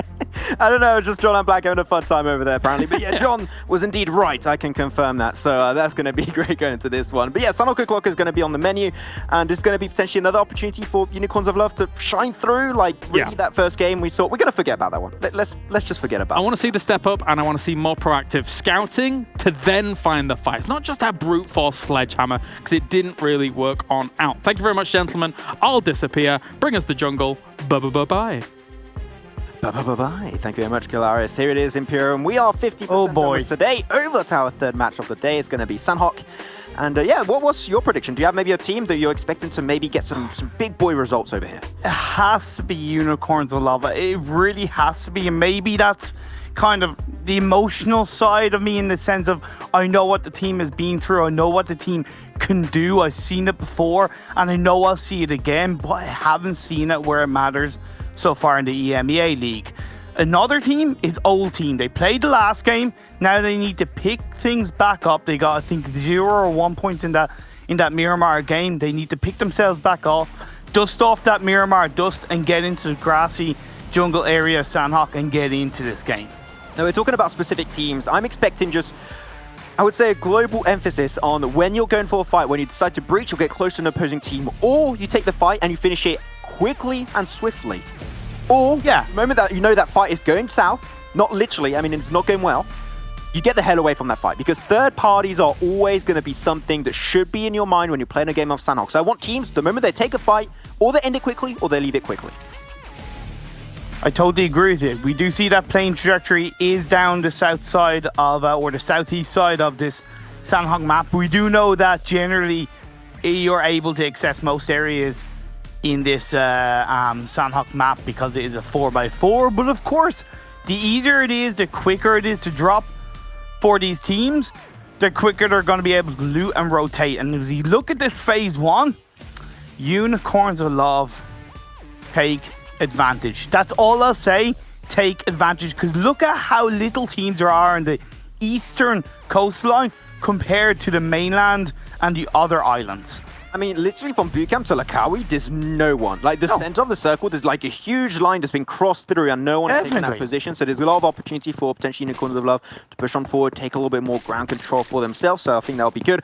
Really happy as how SWAT 69 will drop in 2. They saw Naviel not here. They're going Group D. So like, Hatton is going to be free because Naviel not in this lobby. So we're going to go up north and Hatton will be our compound of predilection. What I like for Umbra is that they have ProLord further away from them. He's dropped on his own just to the north of Quarry.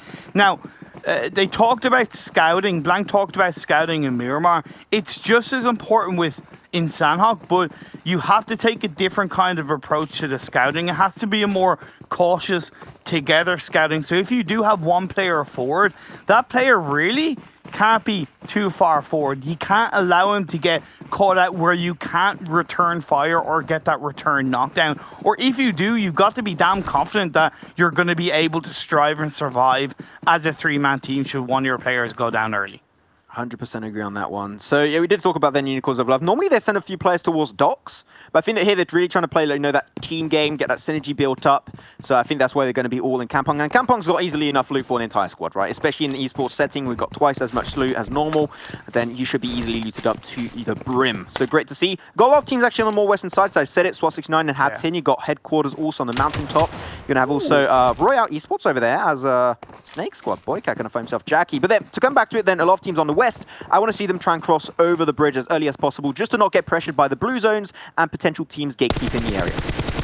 Now, Petersville looking to clap back onto Boyka. What I loved with that Boyka knock and kill, by the way, was with a mutant. It's a gun that is probably the unused weapon, the most unused weapon. I would probably dare say the crossbow and the pistols are used more than the mutant. Nobody likes to use it. Well, I would love to see that gun be buffed, to be fair, and for it to be put back into the meta, a little bit similar to the Tommy gun. Yeah, true. I mean, definitely a mutant. It's great to see that one in play. He's got himself an M4 and a mutant, so that's going to be potentially a decent loadout for himself. He's also got an increased clip, so 40 bullets. Oh my god, gets prone, perfectly done on that spray down. But the fact he got prone literally just saved his life. He's going to make it back over to Senku normally very soon, but Vitamin, I believe he took a car or a bike, and he knows that they got the hit markers, and he's going to take an off angle, but the monster! Yeah. Going to take the angle, and Vitamin regretting that decision so heavily, and he's just going to keep on cruising by to get the hell away from this fight. Naix being a little bit tunnel visioned in that moment, right? Kind of being a bit too targeted towards SNAKEsquad and forgetting that they are close to the center of the circle, right? They are right in the thick of potential action coming from the monster. Even Team Umbra, because I talked about ProLord dropping to the north of Quarry. He rotated a little bit up north. The rest of the team have rotated a little bit down to southwest. Now they're joining together with a lot of information to play around. Vitamin trying to come on by. He really tried to regroup with his team. Sometimes you just got to stay steady, stay calm.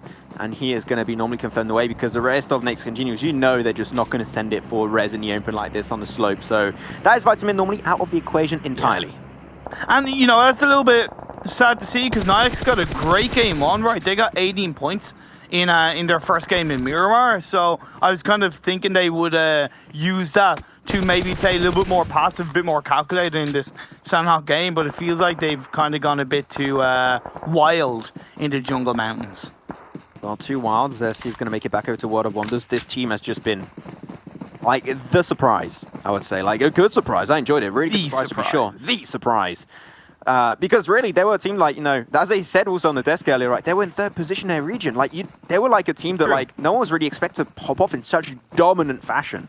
Like, they could lose a few games in a row and they'll still be in #1 position. That's how good their games were so far. You like surprises? I like surprises, yeah. Do you? I like it. I don't get many because I normally spend my birthday like in the attic, like alone, playing my Xbox. So there you go. Whoa! You have an attic? Jesus, well, okay. Yeah, stop flexing, okay? Not all of us have addicts, you know, like, come on, man. Why you gotta just be flexing those addict dollars at us over here, you know? That's a bit shameful, man. That's sorry. That's bad. I'm sorry. I just want to say, you know, I lived my childhood in a mansion. You know, I'm just saying. It was literally, I'm not even joking. That's the thing. I know you, and I know that is actually true. But anyway, what's also true is that, we should maybe getting caught out by NASR Esports. Maybe. Seem like Simon's going to stay nice and steady. This is a compound I like pretty heavily. I'm surprised Desha's just moving around. I think he assumed that no one is in this compound. And he's just running by, we're chucking loot. The thing is, they hear the footsteps. They know exactly where he is. The moment he knocks on that door, he's going to get destroyed. Trick or treat! Seems like his treat! Oh, there you go, getting sprayed down. Oh my god, trying to fight back. He's running around. What the hell is happening over here? And that's going to be the kill, going over to NASR Esports. That's a good trick or treat. Smell my feet. Give me something nice to eat. I thought it was nice and sweet. Okay. No, that's what I've always said anyway. I mean, I guess it works too. Yeah, fair enough. Fair enough. Oh, I'm seeing a fight, though, on the outskirts of Paradise Resort. I do not like this, and I think the teams also very likely do not like this area, so they're going to try and move away. SNAKEsquad going to go to the more southern side of the compound, because it sucks to take fights to here. Like, it's really bad. Really does. A little bit of an update on Unicorns' love position. They've moved away from the Kampong area. They're closer to the likes of Old Team and NASR Esports, who of course Old Team down to 3 players. But I like the fact that they're respecting their position and the fact that they do need a good result. Talking about the teams on the islands that you took that in terms of rotating, Headquarters and SWAT 69, they haven't rotated too early, and I actually agree with it. SNAKEsquad A+ parking right there. GG, well play. But overall, they have the Monster, 12-18. Umbra also going to take a few shots. Even NaixCS if they really want to. But I'm seeing a lot of Wonders slowly making their way onto the Monsters. I think they saw that the Monsters were moving away from Paradise Resort, so they're going to take the high ground position on the outskirts of Paradise to maybe take the advantage in that fight. There's not going to be enough as Nabo finds a juicy headshot to SunHB, one of the top fraggers in this lobby. And he's going to be cancelled instantly at the very start of that fight. There's multiple third-party fights going on because unlike the Miramar game, a lot of the teams opting for that center circle position, and because of that, we're seeing a lot of pickpocket fights. So I'm going to explain why teams do not like to fight here. You got dips, you got mountains, you got literally everything that people just do not like over here. Yeah. And that's the reason why World of Wonders like, we got the northern side, we got a little bit of a mountain top, is looking good. Well, no, Nabo actually had a higher position to them because it's just a higher mountain top, it's a higher hill, so they could really use that point of pressure to their advantage. And now they're going to send the team on forward. They got the information, they got 1 knockdown and 1 flush. They're going to find a second flush actually down onto the side of SunHB, so that's one of the top fraggers out entirely of this lobby. They still got Zessie though. We know the guy Zessie, he can do absolutely anything. And we'll see if he's going to pull on through. But they're going to retreat, going back into the compound and just really escape the grasp of the Monsters. And then a third party from behind the Monster allows SNAKEsquad to knock down Crazy. Against third parties coming through as NASR heading on towards IRGSG, or should I say IRGSG heading towards NASR. Yeah, I think that here you really want to see NASR Esports put a lot of pressure onto IRGSG, make sure they don't contest that compound. Reason why, if Old Team is on the east of their location, here a big fight's happening, they're going to try and third party, like right away. Definitely. So here is really a big amount of work on the shoulders of NASR Esports to make sure that they do not get fought over for the compound, because if that's the case, third parties might be ensuing. Ooh, so phase 2 shifting up northeast. The only team that is really in that area on their own is NASR Esports, and you've got Ban right in the middle. We know this is Kylaris' favorite place in Sanhok, Kappa, but Ban is such a tricky place to play around because that you got that vast high ground ring around it, so to speak, and then you got that low ground kind of, not even compounds, just kind of protective blocks area, which is so tough to play around. So these teams have to be very careful how they move around the Ban terrain. Is it Ban's favorite compound? I thought it was the top they liked. Yeah. Sorry, like Kylaris always likes weird areas. Like, I'm not gonna lie, he always liked those as like weird, exotic places. Like, he doesn't like a normal compound. That never happens. No. Oh my lord! But either way, it's gonna set NASR Esports up for hopefully a very strong result. I'd like to see them move away from the coastline a little bit more, where they currently are located, just down the south of Camp Bravo. And then Unicorns of Love, right? Another team that can just shift a bit up north, go onto that high ground, maybe spot a couple of teams out and gain control of this phase 2. Yeah. World of Wonders, they're trying to move away. Once again, they did lose 2 players. They're going to be encountering SWAT 69, and here it is. The shots will be coming out onto Zessi. That's another top fragger out of this game. World of Wonders might actually go out in 16th position if they do lose Enjoy 7. We've seen this guy do a few clutches in the scrims recently, so this will be exactly what he has to pull up versus SWAT 69, finding nice few shots on the barrel over to Damar. And begin for the nade play. Here's SWAT 69, a little bit spread. I do like it, creating multiple angles of pressure. That's a clean nade from King. Little lobby. Oh, is it good? Oh, 2, 1, 2, 3 grenades, and yet Enjoy 7 will survive that one, but Damar able to push over to the rock. He's going to go for the push, goes for the jump shot over with a silencer on top of that barrel, and that is going to be it. World of Wonders out in 16th, and I believe with 0 kills potentially. Yeah, it's going to be a 0-point game for World of Wonders. Hey, look, you know, I don't really have anything to worry about, but YaLLa Esports, they have something to worry about because whole race are creeping up on top of them, but K gets taken out straight away. Yep, they did spawn in as a 3-man team. It's going to be SavageX and Elusive. Elusive, he's playing in that little coffee shop I did mention earlier in the chat, so he's going to try and play over there. Hopefully that coffee's going to wake him up and start to pick up that fight. SavageX in a mini 1v1 around this rock. Newman, though, is going to be able to find himself SavageX, greatly executed. YaLLa Esports have to go for the res onto Zeko. But that's going to be kill number 2 going their way. And where is Elusive? I have no idea where he is. He's just staying safe. He's chilling. That's all I can say, staying safe. But I tell you who isn't chilling, that's Headquarters and the Monster, because they're fighting in and around the north of Paradise. Yeah. Headquarters, they want a piece of the Paradise Resort. 3 knocks on the Monster. It's going to be a 1-man team. Nabo did great early versus World of Wonders. Can he replicate that amount of success now versus Headquarters? Headquarters took himself game number 2 on Miramar. Switching over to Sanhok. Let's see if they can take another dominant win, another dominant performance. As YaLLa just not really too sure what he wants to do. Maybe also giving a lot of time for Mad Max to get rezzed up by Navo himself.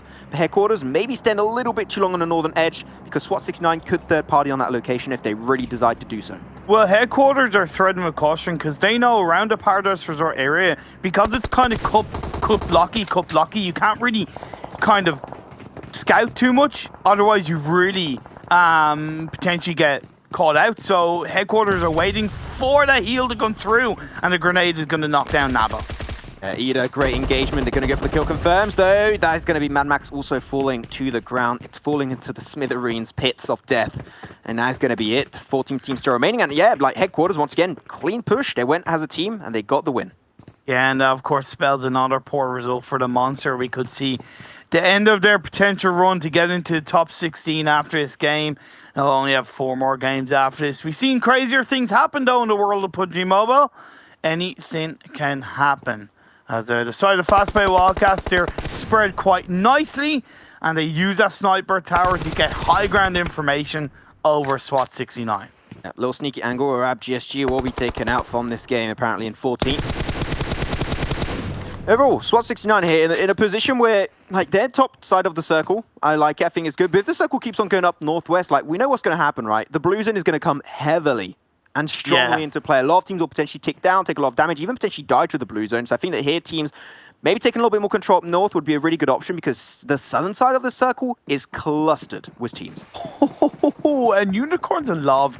Ulysses on the backline, he has to be very careful of YaLLa Esports and use any kind of information he has to send that to the rest of the team. Unicorns love maybe not being as proactive as they should have been, which meant that NASR Esports have gotten closer to them and might have the best of Unicorns of Love, with 2 members prone down in the sniper tower, using a third-person perspective to get valuable information. The thing is, if one single player of NASR not only get the information on where Sandra and Nano currently are, but also get close enough to chuck a grenade, or you got to abandon the ship, jump over and escape, and you're going to go downhill, so that should be easy pickups for NASR. But also, that means that, like, really, I don't know, really, Unicorns of Love just can't escape on this. Like, when I think about it, if the information is given over, this is a position where if the team knows you're there, you're locked and loaded in that position. As over to 12-18, taking a fight versus side of Umbra. He find himself to get knocked away first, but Umbra just not going to pull the trigger just yet. Dyke is doing what he can to throw out those smokes to give space for the rest of his team, and he realized that he does have to disengage back, because when you throw out smokes, you are actually alerting your opponents to where you might be. So throwing out those smokes, you actually have to go back a bit from them for that revive or that disengagement to really be pulled off effectively. And I like the fact that Umbra aren't focusing too much on this fight. They've done what they can to create the space, and now they're looking more northerly because that's where the circle might be heading.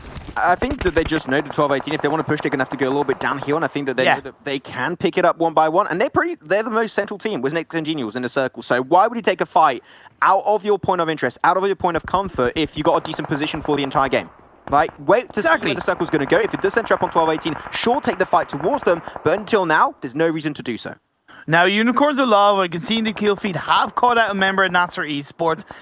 It's actually going to be a second knockdown, so this could give the time for Unicorns of Love to strike very heavily as Mumo is taken down to sliver of health. Going to back to the spawn location of this game. We're going to go back on down towards Ban, see where that's going to be happening. Hey, mention Ban, that is where it's going to be ending. You spawn here, you die here. As an NASR, you said it, a few players knocked away. They get naded on down by Unicorns of Love. And it seemed like the NASR, they relieved a little bit more pressure. Unicorns of Love able to move away from that sniper tower. Now they can assault this team. They can take that position on the mountaintop. Sure, there's a compound down below, but Unicorns of Love got that high ground position where they can easily pressure down the remaining players of NASR. YaLLa Esports have been rotating for the majority of this game, and honestly, I'm okay with it because they've been rotating towards the edge and they've been very cautious on their movement. They've been able to extract a lot of information along the way. But as we can see, they've only got 2 kill points. There's still 12 teams left in this lobby. If you go out now, they're getting only 1 placement point. Yeah, and I think it's fair to assume that that is not a lot. No. You don't get many points. That's the objective of the game. You want points. No, don't die now, please. Avoid it. I mean, teams are going to be dying eventually, so fair enough. Somebody has to. I'm asking too much, I think, from a lot of these teams. So you know what? Fair enough. Teams may die, but try and make the best out of it. As we're going to see actually AR Esports pushing towards 12-18. AR Esports down below. They're going to try and best to push their way up there. But actually up north, they've got 2 great teams. I was a little bit confused who was who, but no, it's going to be NaixCongenials towards the fastPay WildCats. As Bitters Vitters is going to become a snake in the grass waiting for the opportunity to strike. I really like the fact that Umbra disengaged away from 12-18 in the previous circle because they know that playing around the ban area is tricky enough as it is, and playing around the ban area and trying to take a team fight kind of this early on is even harder. Early spray. NaixCongenials down to 2. Mert did get knocked out. Oh, spots Bitters Vitter on the corner of his eye. Bav is going to confirm that one. Normally very soon onto Bitters Vitter. YaLLa still 3-man team looking good in this northern side. But SWAT69, they hear the shots from a distance. They might try and capitalize on the opportunity to third party on this fight. So they've got to try and end it right here, right now. That nade from Moss. It looks good. Run to Yankee. Is it Yankee or Yankee with no brim? It will be a perfect nade, and Yankee with no brim it is. And that's going to be NaixCongenials out in 12th. Yankee do that day, fastPay continue, and of course save the day with that beautiful grenade. They'll continue on as a 3-man team. They're on the northern side of this circle. You have a cluster of teams on the eastern side with NASR, Unicorns of Love, and YaLLa Esports. But I like the fact that Ulysses is off angled on the side of his side, and Unicorns of Love are using the high ground to their advantage. Yep. That's going to be 0 out. Zeka actually out. Nano doing some work. Like, this is actually potentially a really strong position for the side of Unicorns of Love. And I like the fact that they did have then Ulysses on the side, but we're having potentially a ban finish. What?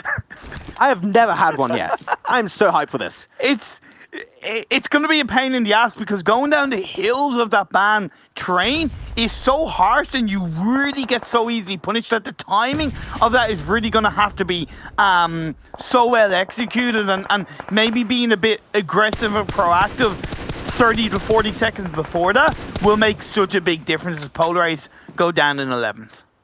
Thames team still in this lobby on Sanhok. Sanhok o'clock, you know, it's a good time of the day. Teams are peeking through. But especially Umbra, right? They just moved away, as I mentioned, from 12-18. They didn't need to take the fight. And actually, Rewarson was a great position up north of Ban in that little compound, in that little shack area. So I think that they got still a really strong performance to pull up in this game, number 3. And their teams are like, since the spring split, I did not like how they played on Sanhok. I did not like it. But now, Sanhok is like their key map was Miramar. So I think that they definitely improved a lot on this map of Sanhok on the jungle map. SWAT69 pushing their way uphill versus Umbra, Prolord, Morteza. They're all going to be peeking it out. They're going to be taking the shots towards N7R. That's going to be the first player of SWAT69 going down. They're getting third party actually from the side by the WildCats themselves. SWAT69 taking too long on that rotation, and they are regretting it though. Zert able to do a little bit of work for his team. So I think that this is just dead in the egg. I think this is not going to pay off. All of their players are going to be dying to the blue zone. Zert taking a 1 solo man team fight versus Umbra. There's no way he makes it out alive. Plus, because of that circle, every single team is on the edge of the circle as it shifts down south, right towards Ban, as headquarters is going to get punished by Morteza.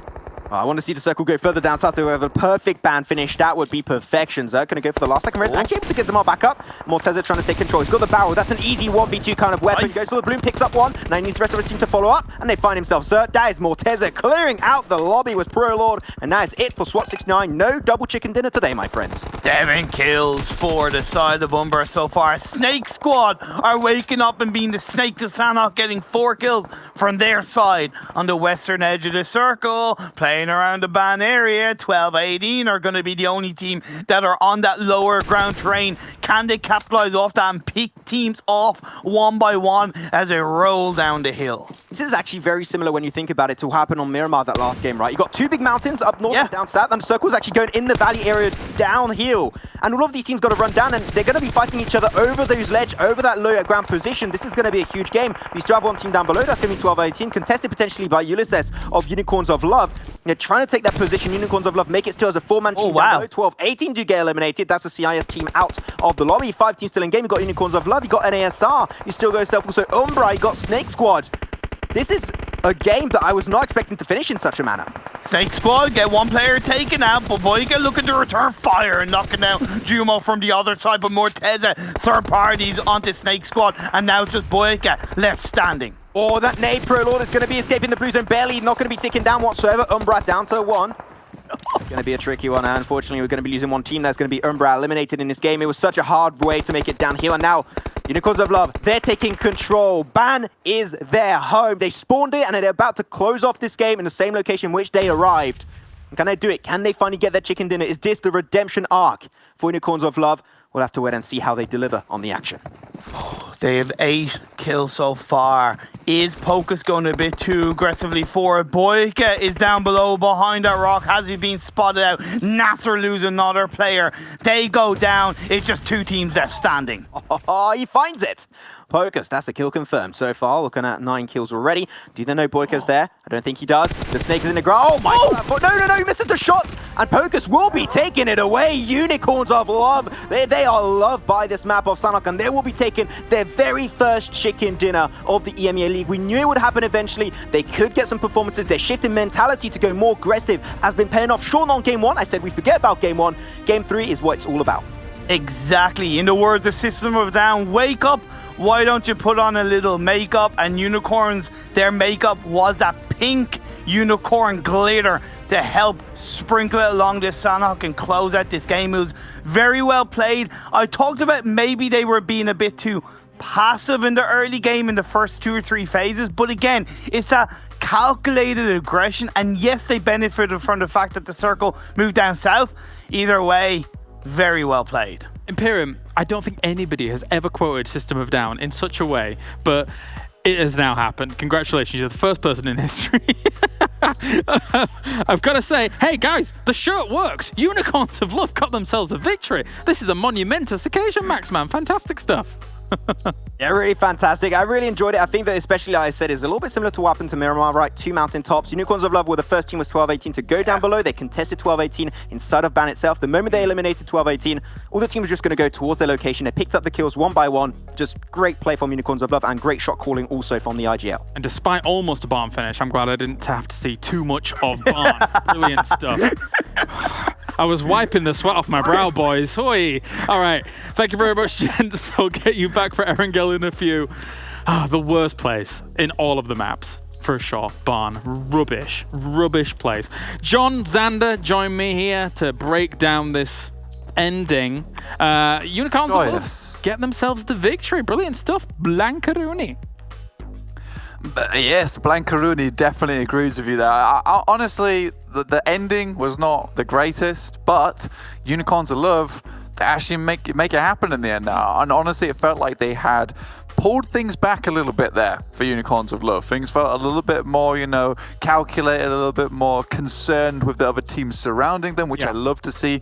the big thing for me is that Ulysses wasn't really overstepping his mark into that circle, because I think that's something that he's had difficulty before. So, you know, maybe they had that weird game at the start of the day there, but they've certainly learned from it.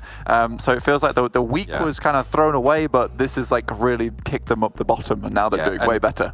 And that's and this is the thing, right? If they were going to win, it was going to be on Sanhok. They're very, as we know, they like to take fights. They like to get those kills on board. And Sanhok, the most chaotic of the maps. So I feel like, you know, it was destined to be, and they were able to pull through on it. So you know, we'll see where that lands them on the tables. Yeah, definitely. They were like the lions of love down there at the jungle gym. The kings of the jungle, John. Let's take a look at the overall points coming in from. He hates us. I'm suing. That's illegal. There's been a lot of illegal things today, apparently. Unicorns of Love get themselves 26 points today. It's all the animals at the top. SNAKEsquad get themselves 16 points. Team Umbra 15 points. And then the animal that everyone loves, the NASR, you know, that one, 15 points. Yeah. The WildCats. Oh yeah, wow, brilliant. What is a NASR? Blank. So it's actually a form of narwhal, but it prefers to be known as NASA because it's cool on the block and it wears these ripped denim jackets and cool sunglasses at the same time. Is there statistics, That's its street name. John, is there statistics on how dangerous narwhals are, or is there? No response. I feel victimized here. Could you pull those up? You know what? I feel assaulted. There's going to be 2 in a minute. There's going to be 2 in a minute because I've got to find a narwhal and you guys are for it. Yeah, 2 glasses-wearing northerners. Anyway, 9th through 16th, Headquarters with 6 points on the board. Unfortunate for World of Wonders, a very uncharacteristic game from them. And actually, speaking of uncharacteristic, John, everything about their rotation, in my mind, was uncharacteristic after dropping in boot camp. I mean, you know, they drop boot camp, they go Paradise Resort. They're looking for a fight, really. Yeah. That's sort of what we drew from that game, is they were looking to go for a fight and trying to go aggressive. Maybe too much so in that early stage, I think it's fair to say. And they dropped obviously with 0 points, not able to win out the fight over in Paradise Resort. However, doesn't really matter. Let's be honest, they're still going to be sat in first at the end of this. They had a game to just throw away potentially, and maybe that was their plan, to just get a little bit of a different playstyle practice in. Yeah, get it in the bin. Sort it out. We've had our 1 game for the day. Let's go have a bit of a rest. Go home. Actually, that's a good point. They're not playing anymore, so they're done. So they're just like, well, let's fob off for now, I suppose. Let's take a look at the highlights. Highlights coming in here from Sanhok. And just aggression, blank throughout a lot of starts of this game. I mean, so many fights early on, even before Circle 2 had even popped. Yeah, it was kind of crazy, and we were all talking about it backstage, just saying that it feels like the rotations we saw from weekend 1, where we were like, yes, EMEA, super smart lobby, super smart region. It feels like right now it's just that's all been thrown through the window, and they're like, we fight, only fight, no rotate. Yeah. That's it. They've smoothed out all the brains in the league. It seems to have just gone full. Let's go. Guns, good, shoot, bang. Yeah, I'm okay with it though. I like it's set up for some exciting game here. And to be honest with you, when you get like a barn finish here, I'm okay with teams just full sending for it. Nice little nade here from NaixCS. Mohammed again, we saw him nading out from the car earlier, and now we're seeing him throwing in some better nades once again. So that guy seems to be a guy to watch out for when he pulls the pin. Yeah, not too bad. Like little cheeky snakes here and there, and this can be the problem for some teams here on Sanhok, right, John? I think one thing that does characterize Sanhok a lot is that there's so much foliage that provides you decent cover. So a lot of teams have a hard time spotting out those snakes. Yeah, become one with nature. Be the plants. That's what you need to find on Sanhok. You're right. It can allow teams to, as you say, snake in, be close, and be in these unexpected positions where you can find it. I mean, that's why Mortez is one of the best fraggers in the tournament. Best fraggers in the tournament. Yeah, that guy's crazy. Just actually nutty. Cheeky jump drops, cheeky jump shots. Very, very nice indeed. Snake here from their position was able to get quite a few frags, but Umbra continue to be impressive. It's not just Morteza, to be honest, even though he's doing well. He's doing a lot of work. But just the entire team. The highlights. he was a lot of the highlights, admittedly. Some great grenades coming in from Unicorns of Love as well. Let's just, it's Morteza Day. Let's just do that. How about that, John? Just easy Morteza. If it was a Flintstone car, I'm telling you now, he's the one with the legs flailing underneath it, pushing them forwards. That's what I'm saying. Very, very impressive stuff. But again, really happy to see the step up for Unicorns of Love here, Blank, to be able to get some decent points on the board. They were trailing, they were middling. It did feel a little bit chaotic on their previous Erangel game. Now to be able to get this on Sanhok, it's where this team wants to be, considering what we saw from them in terms of glimpses from the World League when they were UDR killers, Blank. Yeah. I mean, I really dragged them on Erangel, let's be honest with you. But they seem to have dragged themselves... Deservedly so. But they kind of dragged themselves out of the dirt here, and they're doing fantastically well. And I think that the major thing for me is they ended that game with a lot of players on board. I believe it was 4 they ended the game with, which is really, really damn good, especially for a Sanhok game that ends in Barn. Because Barn is just like slopes all around going down towards this death trap. No one wants to be there. So the big thing for me is that, you know, Unicorns of Love, they make it to the end game, and it doesn't only just feel like they're, like as John said, flailing around to get to that end game. It feels like, you know, it was a deserved win, which is very much important, because we can take this as like something that we can hope to see in future, rather than being kind of a blip in the matrix. Yeah, it was definitely a bit more calculated for sure from them. Let's take a look at the total damage and see what's coming on in. See how Unicorns of Love is able to stack up against some of these other teams that were able to put up the numbers. And yes, now truly on Sanhok, some Sanhok numbers, John. Absolutely. I mean, there's no other way to describe it. It's very, you know, not level, but it's very large bars is how I describe Big bars. It. Across a lot of the table, and that's sort of what you expect from a game on Sanhok, where you are going to be playing so close, and that's what the foliage allows you to do, right? That's what we were talking about earlier, how you can get a lot of teams in close quarters, which means that damage just goes every which way, and everyone takes their slice of the pie. Yeah, you've got old team there, emphasis on the O in their name, because that's a 0 pointer. Very, very unfortunate. But yeah, it's not too bad. I think Morteza, though, he is really, really gunning for that top spot in terms of damage. You don't want anyone to take that off him. But again, what we can also talk about is Prolord from that team, because I think that those two are kind of like the dynamic duo from that team, and you oftentimes will find that with a team where you get those two players that work fantastically well together. And I think Prolord and Morteza are those two links in the chain that just are so damn good. It's really, really nice to see them go. Again, heading back straight to the beginning of that match, there's some wild rotations, some really, really wild rotations today. And you know, Miramar was a little bit more calculated, but again, teams didn't really fully take advantage of the positions they actually held. So going into Erangel going forward, James, what I want to see is it to be a little bit more clinical, a little bit more white room. I think a lot of teams see Sanhok and know Sanhok as the smash and grab map, the battleground even, I should say, because a lot of teams approach it very, very differently, even to a certain extent, even just the drops themselves, and knowing that if, for example, there's a hot drop going on in Painan, they're going to take that fight. They're going to take one side of each of the river and have a standoff for a little while. Let's take a look at the top players here from this game and see what's happening. It's Prolord, it's Morteza. Actually, Blank, are you cheating? Did you know that Prolord was going to pop on up? I didn't actually know, but you know, I just paying attention, bro. That's all. All right, okay, yeah, like we're 6 supposed kills. He's got 6 kills on the board, so I mean, fair enough that you were paying a little bit of attention to him. He did a lot of work, but 0 assists, which means that the rest of his team's carrying him. No, maybe no. He's doing fantastically. Let's be honest. Yeah, doing very well. Blank. I think that what's gone on here is it's just nice seeing. Again, I'm bringing out to that number right in the middle. You can see it's a bit transparent now, but the average damage done is around 205 right now, which means that, you know, consistently Morteza, and I would almost say Prolord now, as he's starting to work his way up the ranks, are doing almost double to triple what the average player in the lobby does. So it's no wonder why they should be at the top of this lobby. And I think it's important to remember that's encapsulated within like kills and damage, right? Because that seems to be where Team Umbra shines. They're not this huge placement team where they get these chicken dinners all the time. They pump in the work with the damage.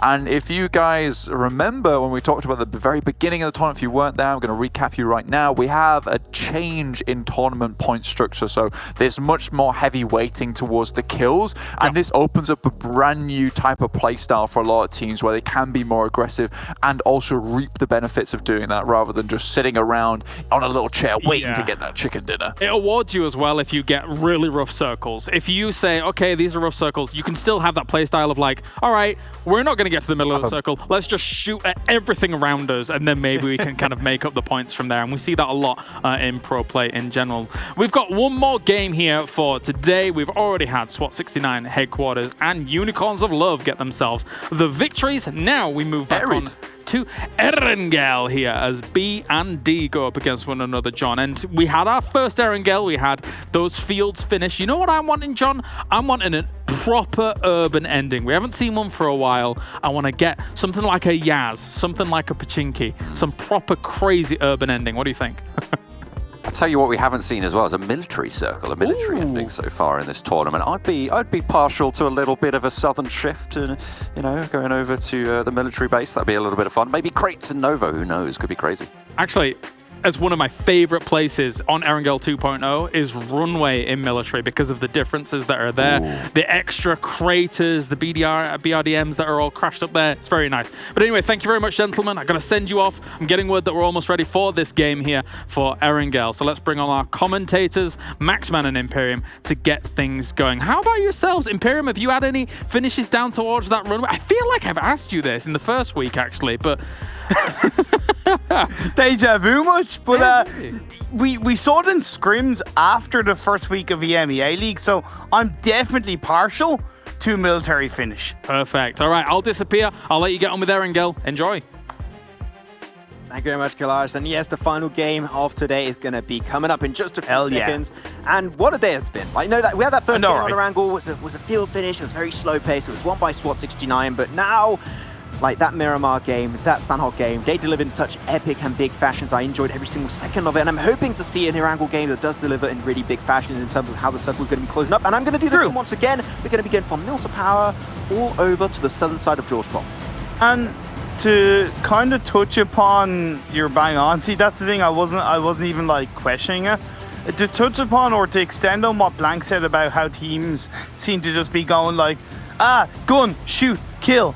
I think that's a mix of two things. One, the teams who are doing really well in the standings, like Umbra, like OshTek, like World of Wonders, are maybe being a little bit looser. They're not maybe try-harding as hard. They're pushing themselves aggressive-wise and maybe just testing each other, testing other teams. And then the teams who are doing not so well realize that maybe a big part of why they're not doing so well is because they're not being aggressive enough. They're not controlling their circles aggressively enough, right? So we're seeing that kind of, those worlds collide, and we're seeing a bit more frantic gunplay as opposed to those calculated rotations. I think that that actually might be the reason why today Polar Ace did not really perform in the way I was expecting them to do. Like, they played a lot more passive than what we've seen today. And you did mention that the shift of meta into going more aggressive, aiming a lot more for kills.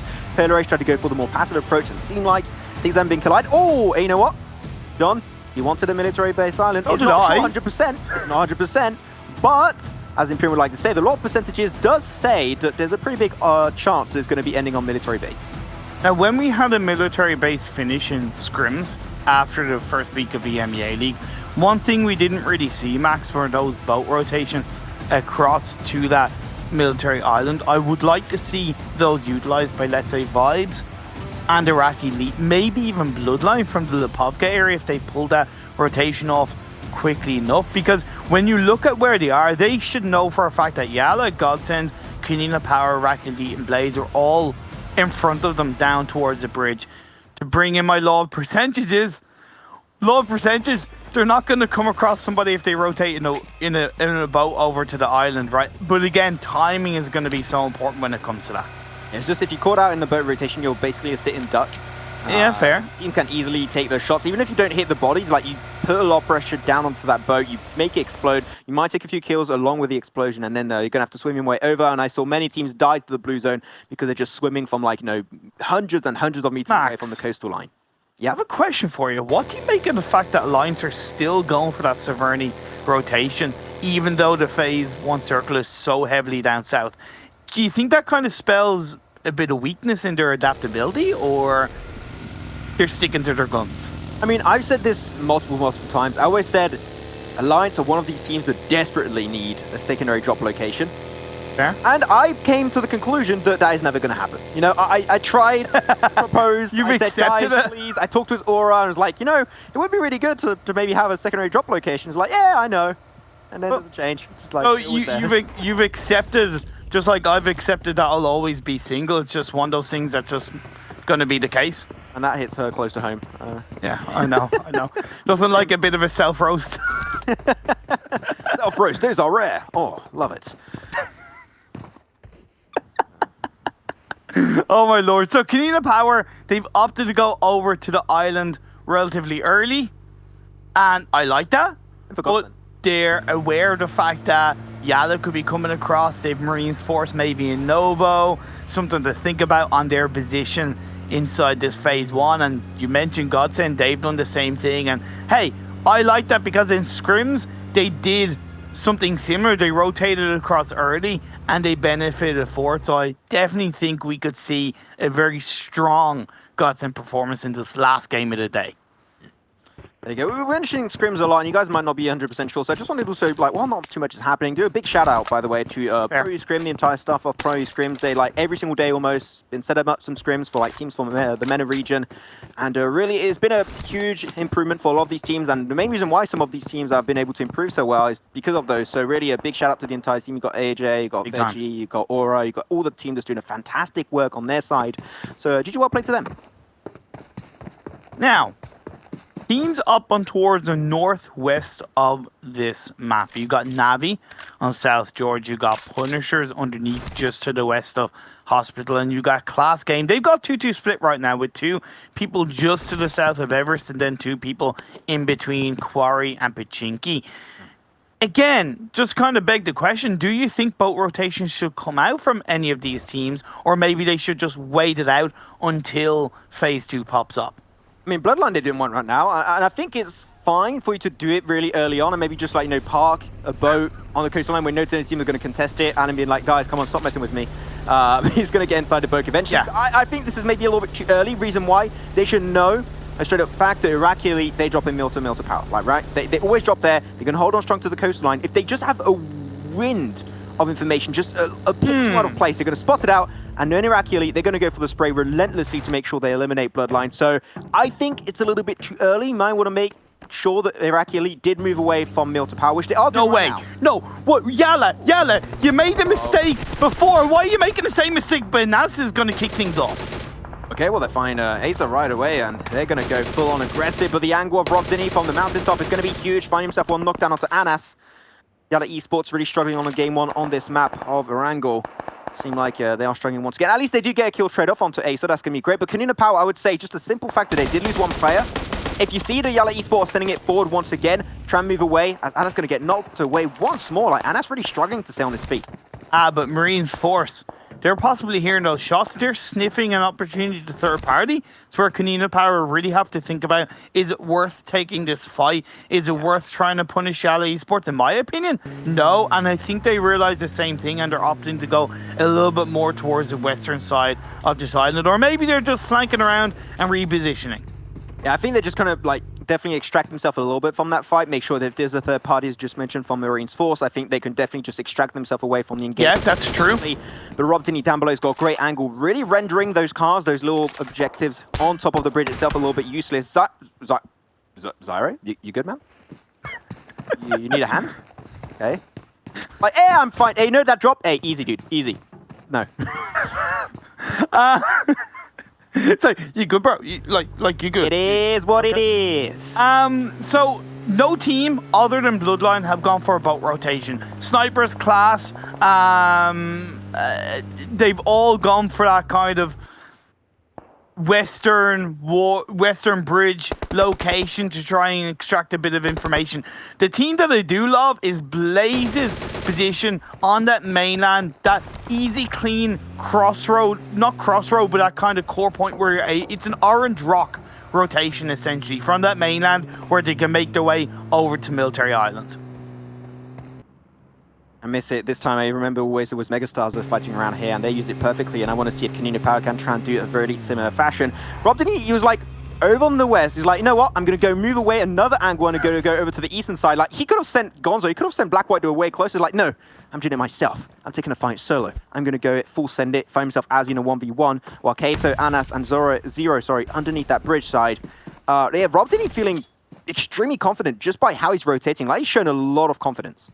Yeah, but I also think they're quite lucky because Marines Force have decided to not in any way go for a third party, and they're choosing to play towards the south side of its military base. So they are given automatically more freedom as Black White is looking to take shots towards Azzy.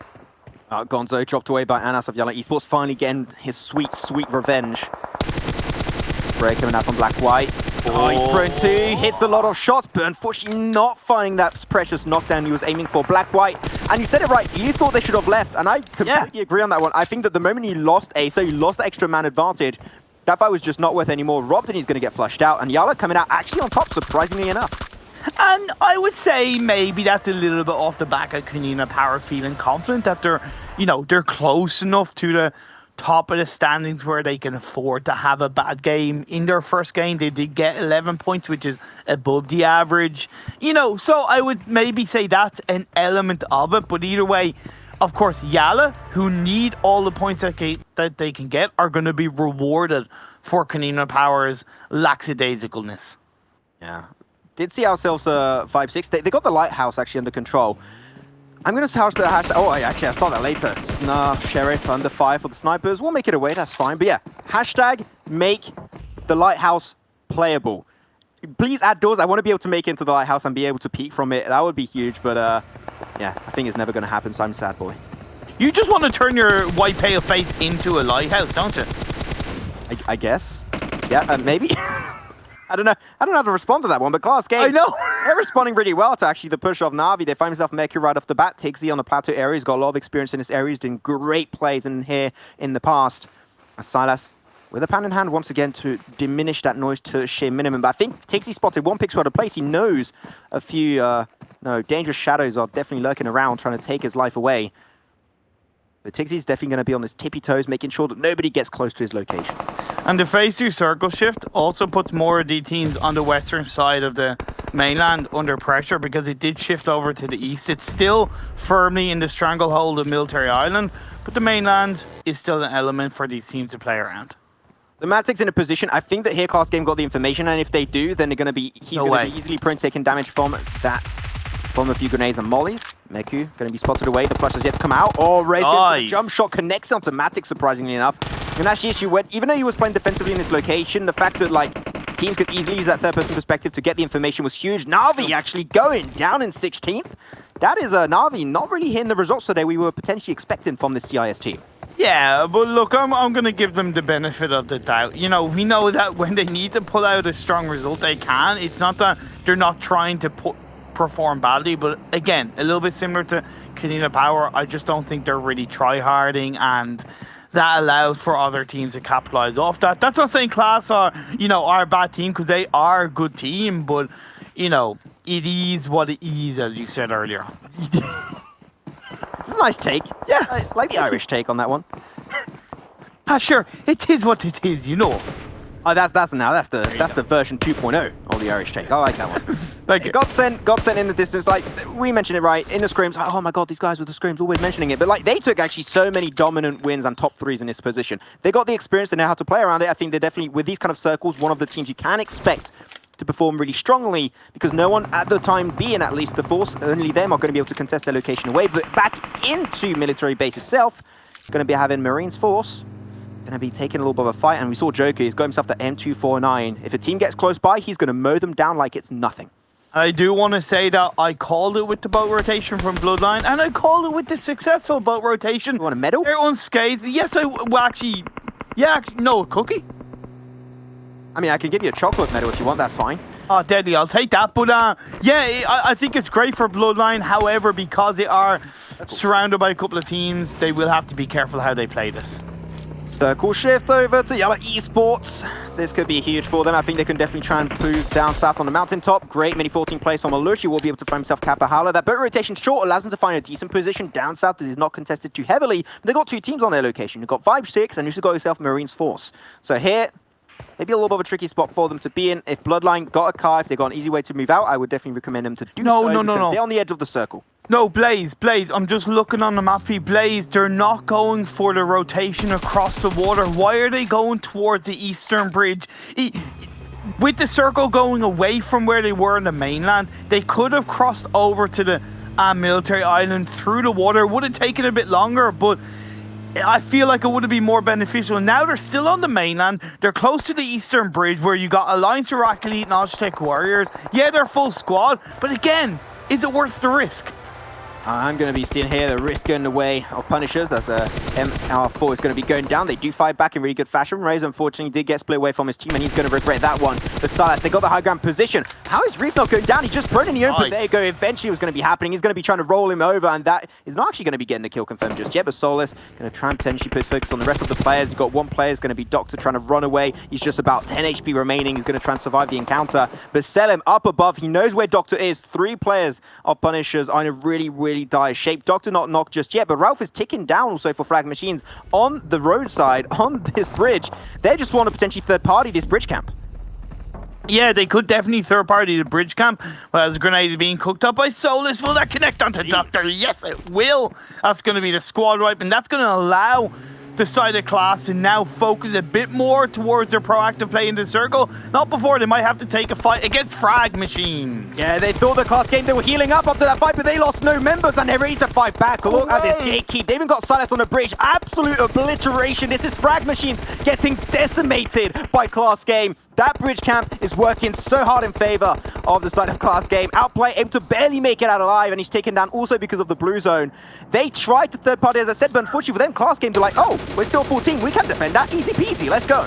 By the way Frag Machines played that, they weren't looking to third party, they just honestly made a poor mistake, and that's it. Simple as that. They made a bad mistake. Klas game were handed those kills, and they took them like it was their child in their arms. And now Klas game, they have to move into the circle. They are further away. The blue zone's closing on phase 3, and we'll see phase 4 pop up soon enough. Oh, this is cyberbullying at this point. I'm going to call 911. Frag Machines are out, 14th position. Though Klas, even though they did take that win, they've got to still move on forward. Back over to now the Eastern Bridge. And this circle, it just loves the East.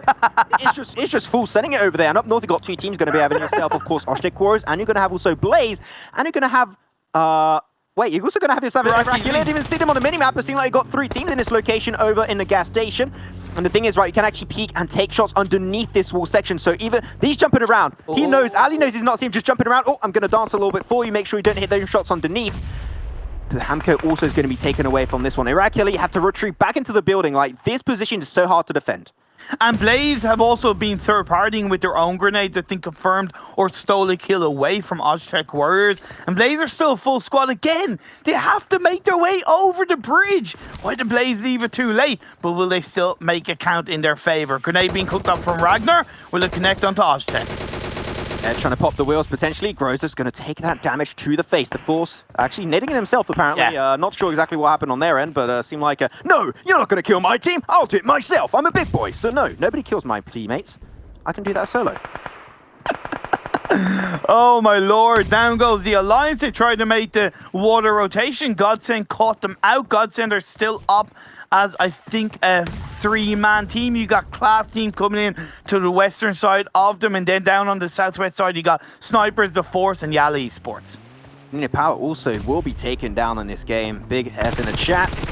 IRAQI trying to force their way through on this one. Ragnar will get knocked away. Got still 1 player on their side. Is going to be taken out because of the blue zone. It's going to be a hard encounter. It's going to be Ali left alone. He's got that smoke to buy a little bit more time. But unfortunately, this is phase 4, so you really don't have too much time. You've got to start pushing on forward. Maybe even just jump into the water would be the most viable option. And we talked about the blue zone there. Vibe 6 are going to be struggling to make it out of that blue zone. Bloodline! Man, Bloodline! Using their information, using their instinct to have 3 players in the circle on the southeastern side. It's just outside Novo. You got those compounds, but you've also got the high ground just to the north of it, overlooking the bridge train where YaLLa, Blaze, OshTek are around there. So they could really catch out a good few teams, but they do have to worry about Marines Force. I gotta say though, GODSENT, they're on the other side of this river. They can peek OshTekkwarriors if they really want to. If they got some DMRs, if they got some really long distance bolt action was like a time 6 or time 8 scope, this could be OshTekkwarriors also taking a third-party fight versus GODSENT. As Ali is just like, okay, you guys take that fight on the northern side of the bridge. I don't want to get involved. And he's just going to swim his way back potentially to where the circle is going to be ending. It could actually end up being a will to finish. Yeah. Like, you got 50% water in this finish. This is insane. It is insane indeed. The Force have been eliminated, so that creates a tiny bit more space on the southwestern side. The snipers, of course, are going to look to capitalize on that. Bazzi was able to give information to Bloodline teammates that Marines Force are in there. All 4 members inside one building. Grenade party? Methinks. Methinks, maybe. Kapahala. Can he make it back over to his teammate Athis? He's going to be waiting on top of this position, which I find is great, staying on the balcony, because if they do get pushed up, you're going to have Kapahala on the other position who can actually try and get a little bit of a help position onto Athis. So I think overall Athis got the better course of action here, trying to get Marines Force to come over to try and potentially be the bait of that fight. The grenades also coming on through. Alan, he gets it because we knew eventually they're going to peek over on top of that balcony because of Athis' position. This game plan is working out so good. Athis picks up another kill, another knockdown onto Wadea. And now you've got to send the entire team, you've got to push it, and that is exactly what Bloodline are doing. They got the double knock, that's what they needed. Taking a 4v2 versus Marines Force. Nice. Third non, down to 1 player, and that's going to be Joker. He's trying to run away from his fight. He's in a 1v4. Can he clutch it up? He's got some utility remaining. All of his teammates got decimated. He's going to go down. Abandoned ship. Joker first, of course, but he does get a sneaky low grenade onto Athis, now turning it into a 1v3. They say take another fight towards Bazzi, but Kapala will spot it out, and that is going to be it. Marines Force tried to breach it, but it's not going to work out. Bloodline will dominate. Now, with the circle shifting up north, they can quickly move in once they heal, revive up into the circle. Again, great calculated play by Bloodline. All the teams have to move their way in, except for GODSENT, who were quick on the mark going underneath the bridge on that coastal line. So quick, so reactive. I love what GODSENT have done. They were over to the western side on the coastal line. Now they went back into the center circle on the coastal line itself. So I think this is definitely a good game plan for them. Solis trying to go underneath. They're sending the entire squad towards Molly of GODSENT. And he's soloing this fight, but not anymore, as he will only be able to find himself a double knockdown. Still, respect is going to be due going his way. Klas Game normally will be able to go for the double res. And Klas Game today looking the best I've seen him so far at the start of the EMEA League. Hey, I've got to give props to YaLLa Esports. I question their ability to make their way into these circles, but they are hovering across this area pretty nicely, and they're still up as a full squad. That is definitely going to be having a huge impact. Just like last game on Sanhok, we had a 4-man squad still up for Unicorns of Love. And I think that here will definitely help them put dead in the teams all around them. They spot Allen in the distance with the DP28. Tron doing some work for YaLLa Esports. Turkish team, they got a big amount of support in the chat. They are absolutely loved by their community, and I think it would be great for them to reward them with a nice juicy chicken dinner over here. So best of luck going into this one. But OshTekkwarriors really, they're going full send on the water play. They're just swimming.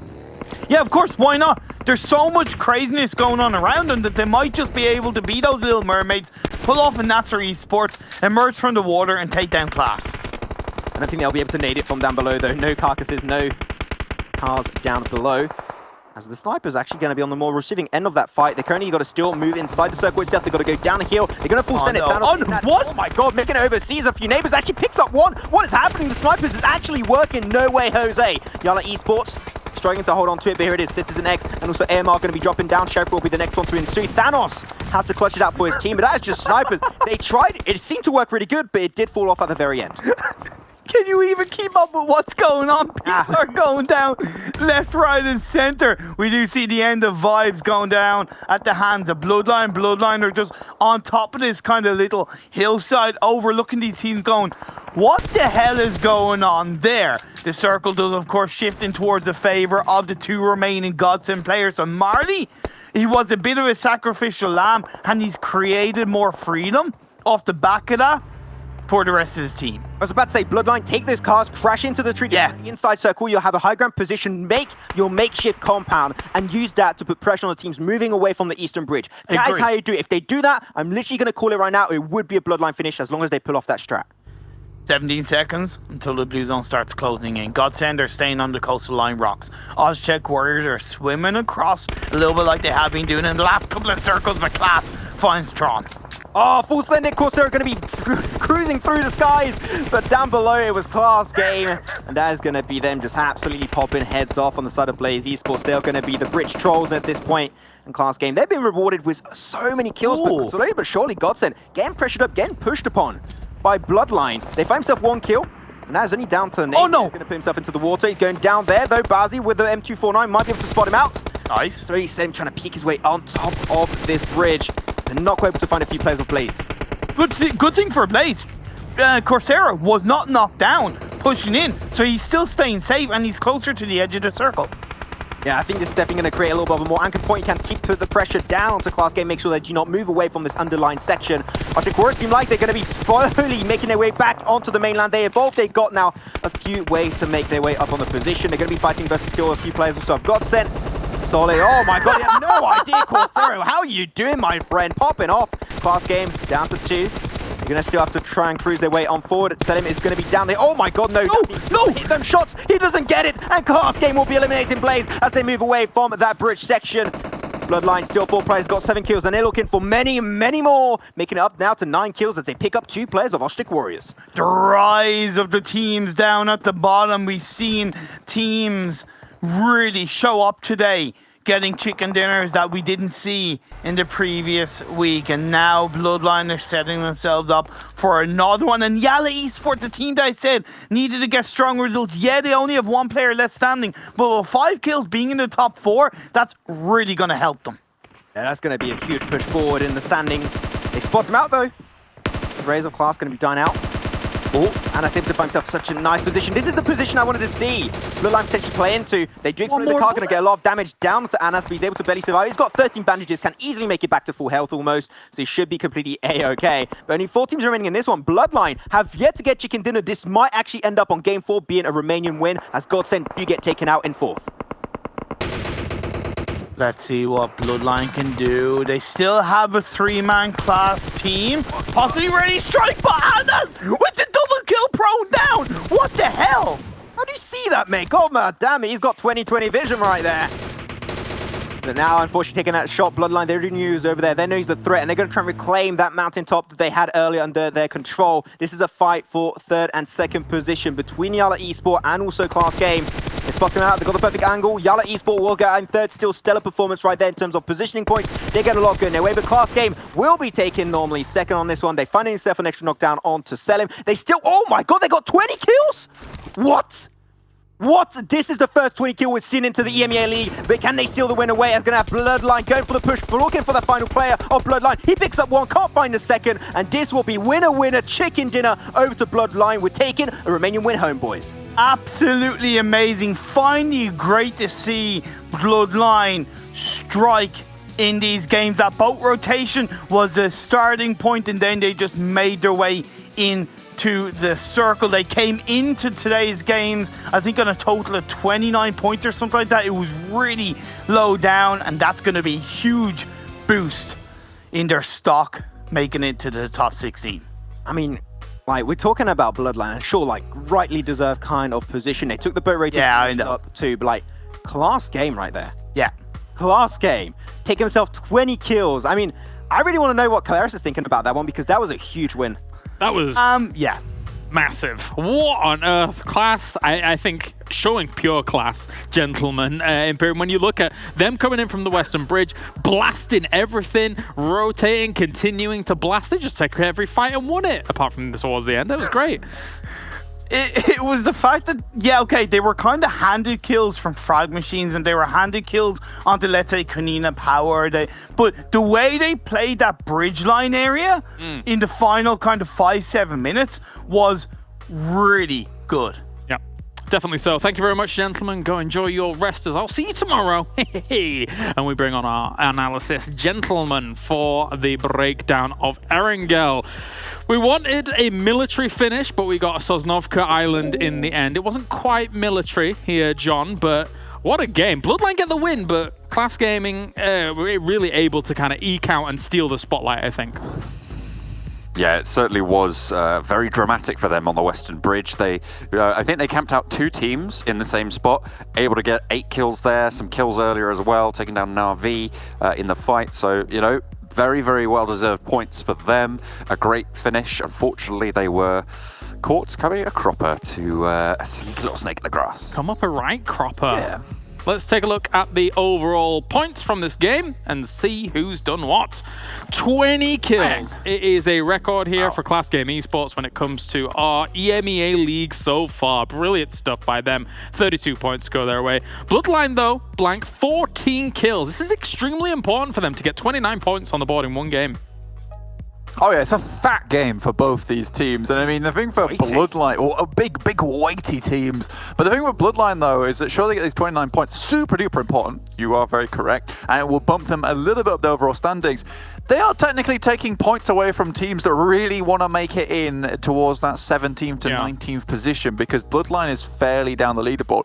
Klas Gaming, on the other hand, they absolutely outclass the competition here with 32 total points, which is just really good for them. Will cement them further towards the top of those rankings. And I'm looking at something. 2 points is on the first page. Yeah, you're right. There's 2 points total was the 8th place team in this game. That's nuts. Well, that shows how much Klas Gaming look at that. stolen away from everybody else because nobody else was allowed to get the kills. Can we just double check this isn't a binary score sheet? Jesus, wow. Can we also celebrate that Vibe 6 have their 6th point? Fantastic. This is a momentous occasion. Fantastic. Yeah. Now, actually, to the point about Vibe 6, is that actually they rotated south along Military Island, and I posed a theoretical situation to you guys whilst we take a close look at Bloodline. Obviously, they're in a very rough spot as a team. In my opinion, don't you think, John, them taking a more aggressive position as opposed to something that is a bit more meh and a bit more passive? Like, for example, if they'd gone over to the bridge that Klas Game got their kills from, they could have taken that spot. And obviously, when you're in that kind of position on the leaderboards, you need to be trying something ridiculous to try and get yourself back up the leaderboard, surely. Yeah, exactly. You can't just bide your time when you're in that sort of a spot this late in the day. You need to be being, as I said before, proactive, getting those spots and actually going for fights. You need those 20 kill games, really, to be in with a chance of being able to hop on up. If you're dead last right now, which they are at the moment, they are going to need to push themselves towards that 16th place. And the only way to do that, get all the points on offer. Yeah, just wild plays. Just try something. Let's take a look at those highlights. Blank, why did you look disgusted before? What's going on? Is something happening to you? Something's happening to me right now. I'm going to do some analysis of PUBG Mobile, which is a happy time. But it's not why I look disgusted. I look disgusted at the 3.1k damage numbers coming out from your boys Klas Esports. But also on top of that, the 2,100 healing they put out that game. So yeah, they've been through the wars all day today. During that Miramar map, they were like fighting everyone. And here you can see them just doing a ridiculous amount of work. I felt this was so fantastic to watch. It's just one after another popping the guys out of the vehicle. You don't see that too often. A lot of times those sneaky players in the cars are able to make some evasive maneuvers and get away, but not from Klas Esports. And tell you what as well, that off angle was really, really well coordinated to get the final kill onto frag machines. They sent out, they knew exactly what they needed to do. They had their core fire line and they just went out, managed to isolate all of those angles, and that's what helped them get to that 20 kills. Very nicely done. You can see a few more fights going down here on the mainland as everybody had to kind of crunching down this eastern bridge. And I suppose when you're in this kind of situation, Blank, we were talking about it in some of the previous segments, which is if the circles aren't going your way and you're caught in a position where it's going to be very hard to rotate, just go for the fights. Just try and find those kill points. Yeah, getting those kill points are super duper important for getting up the leaderboard, especially when they do contribute so heavily towards your total points overall. But there is also another way you can get towards the top of the leaderboard. You can see them off in the distance there very, very shortly underneath the bridge. It's OshTekkwarriors. They spent a lot of that game just surviving on the other side of the bridge, living out their opponents until they could just start to make the swim across, so you can see just barely on your screen there. And it actually got them to a pretty decent place within the rankings this time around. And they salvaged points that they might not necessarily have got before. Yeah, they might have been able to actually pick up a little bit more had Blaze not been on top of the bridge. They actually had a decent position there to guard out Klas from pushing on forwards, but it was the players up top. Nutty shot, by the way, flicking up to the bridge there. Really big fan of that. But you can see they just got collapsed on by Bloodlines from the other side once they saw those knocks. So they might have had an opportunity if Klas had been able to flush out Blaze a little bit earlier. This play here, though, yeah. Insane sprays. I can only assume he'd done like some really decent scouting before those sprays coming in, because you can stand up, you can crouch, and then lie down, knowing where they are and keeping yourself in decent spots of cover here, Blank. I mean, he basically ruined the chances of Klas Esports from winning that game. But do you know what I do love about his play there is the fact that he was out healing in the circle. We've seen a lot of teams maybe give up a little bit too early and just go for the heal strat with little to no med. This time, Anaz is basically like, I'm going to go get in the vehicle, try and get an off angle to both these teams. I can hear where they're fighting from and maybe do something. And so there, in that moment, you actually see the power of maybe going for it, because he would have gone out and instead he's able to get out of that an extra point as he got that 1 kill point onto Klas Esports. And it could have been a very different story. What if he kills all 3 of them and then he gets a second place? So sometimes it is do or die moments, and especially for the EMEA League where we only have 2 weekends before we cut away 50% of the teams that head into those finals. Yeah, and for YaLLa, I think in part they were a little bit in the danger zone. I can't quite recall how they were entering today. So anyway, let's take a look at the total damage here and compare our, what you said, 3.1k I think it was, from Klas up against some of the other teams here. And you do see Bloodline actually getting themselves a pretty decent swath of damage in. You're similar to YaLLa as well as Blaze coming on in. But it's just, it is a, it's a masterclass from Klas here, John, when it comes to their performance. Haha. Absolutely. I mean, we talked to, I think it was, what, 2.9k something damage earlier today, where we said that was unreasonable. Well, Klas not to be outdone here, getting 20 kills as well. Fantastic performance coming in from them. And you're right, James, it wasn't just they were sat in a good spot. I mean, they did have the bridge camp against 2 teams, but it was the teams rotating in that they capitalized on, and they played the firefights really, really well as well. It was only right towards the end where they even lost a player. We saw them getting multiple members back up time and time again. They were such a cohesive unit in that game, and I absolutely loved watching it. Let's take a look at the also top very, players here, very Blank. sad. Sorry. Yeah, let's have a look at the top. It's fine, it's fine. We'll look at these. We'll look at these. You got Naz there with 985, did a fantastic amount of work. But for Klas Esports, you know who they're really taking to class, schooling on? It's Na'Vi. They've done it so much so far. They keep running into this team. We saw it on Vikendi on day 3. We saw it this morning itself on Miramar, and then again here they took them out. So Na'Vi's got a bit of a kryptonite in this team. Very much unfortunate. Yeah, that's definitely the right way to describe them. It was exactly what I was going to say as well. It's getting a little bit tenuous between these 2 teams here. So Klas looking very, very good against Na'Vi, who we expect to be a strong roster in these overall leaderboards. But in general, the Klas Esports game as a whole here, gentlemen, is one that I'm absolutely going to go back and watch again, because when you get these really high kill games, John, going back, looking through how they're rotating, how they're moving, how they're taking the fights, it can often yield a lot of decent information. So I think we ought to do it, John. What do you think? Well, to be fair, it's a military circle, which is quite a unique situation as well. So it's a good case study for them in that same scenario, should it pop up again. But, you know, looking at the other general circles, you know, it's a very different set of rotations. It's a lot more chilled out. There's no funneling around those bridges, which is where Klas popped off. Let's remember that. They were able to capitalize beautifully, but it was a specific scenario. So the value of that is that we know they can do it. Unfortunately, that doesn't necessarily translate to a Yasnaya Fields finish, a Gatka finish, even a Zaki finish. For instance. Isolated incident. I think so, yeah. Absolutely. Let's take a look at those top killers or top damage leaders as well here for our leaderboard as we have up towards the top. Zizzy and Sun HP will still reign supreme up in that spot. Morteza hot on their heels. But Silas as well, Blank, is able to find himself a decent spot here. I mean, especially after this game. Who can blame him? Great stuff. Yeah, zipping all the way up to 4th place there. Very, very happy with himself, I would imagine. Tixie still remaining in 5th, so you do have 2 players from Na'Vi still up at the time being. Zakonvor there from 12-18, just about making it in 8th place. But Morteza, again, just about 400 ahead in damage still. So he continues to put in the work, which we love to see.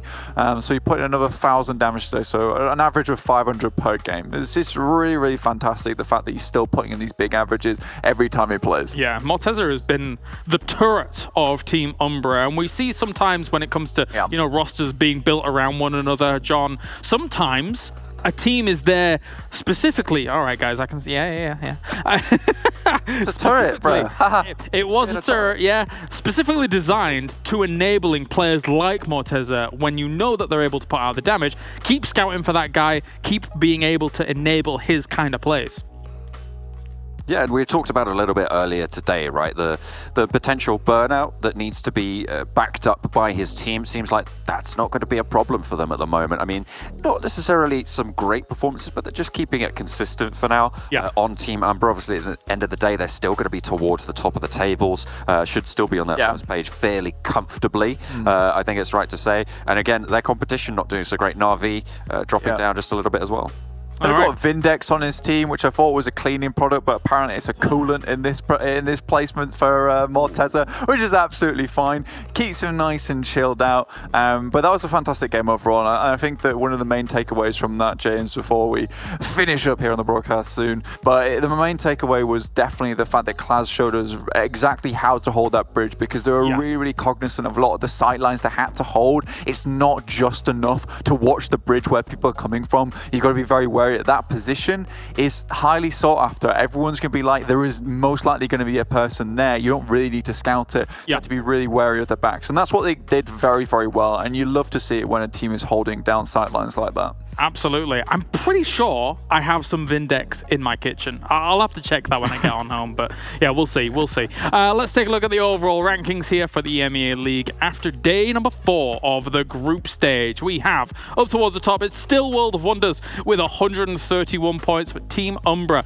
does get themselves past that 3-digit mark with 108 points going their way. Not too much moves for Na'Vi, but 12-18 and Frag Machines just jostling for position there. Look at Klas Game Esports though, 5 places up, and Headquarters 7 places up, John. This is some brilliant moves for them. Now the tides are rising, you know. World of Wonders sat at the top, but for how long? You have to think, don't you? 5 and 7 places jumped in a day. Fantastic. That's 2 games, and they've managed to clamber their way up onto this first page. We've said Klas have really started to step up in our minds. They've had a great day today. We'll hope they can continue it forwards. They haven't got that chicken dinner just yet, but they might as well have done in that last game with 32 points. You know, fantastic stuff in Headquarters. They're doubling up on those chicken dinners as well. Really, really starting to have their impact into this lobby. Yeah, the start of this tournament, a distant memory for Headquarters, as they have just shrugged that off very, very well indeed. Let's take a look at our 9 through 16 as well and see who is still in the safety zone. We've got Konina Power. We've got IRAQI Elite falling down 1 spot, but Bloodline and SWAT 69. Wow, Blank, that's massive.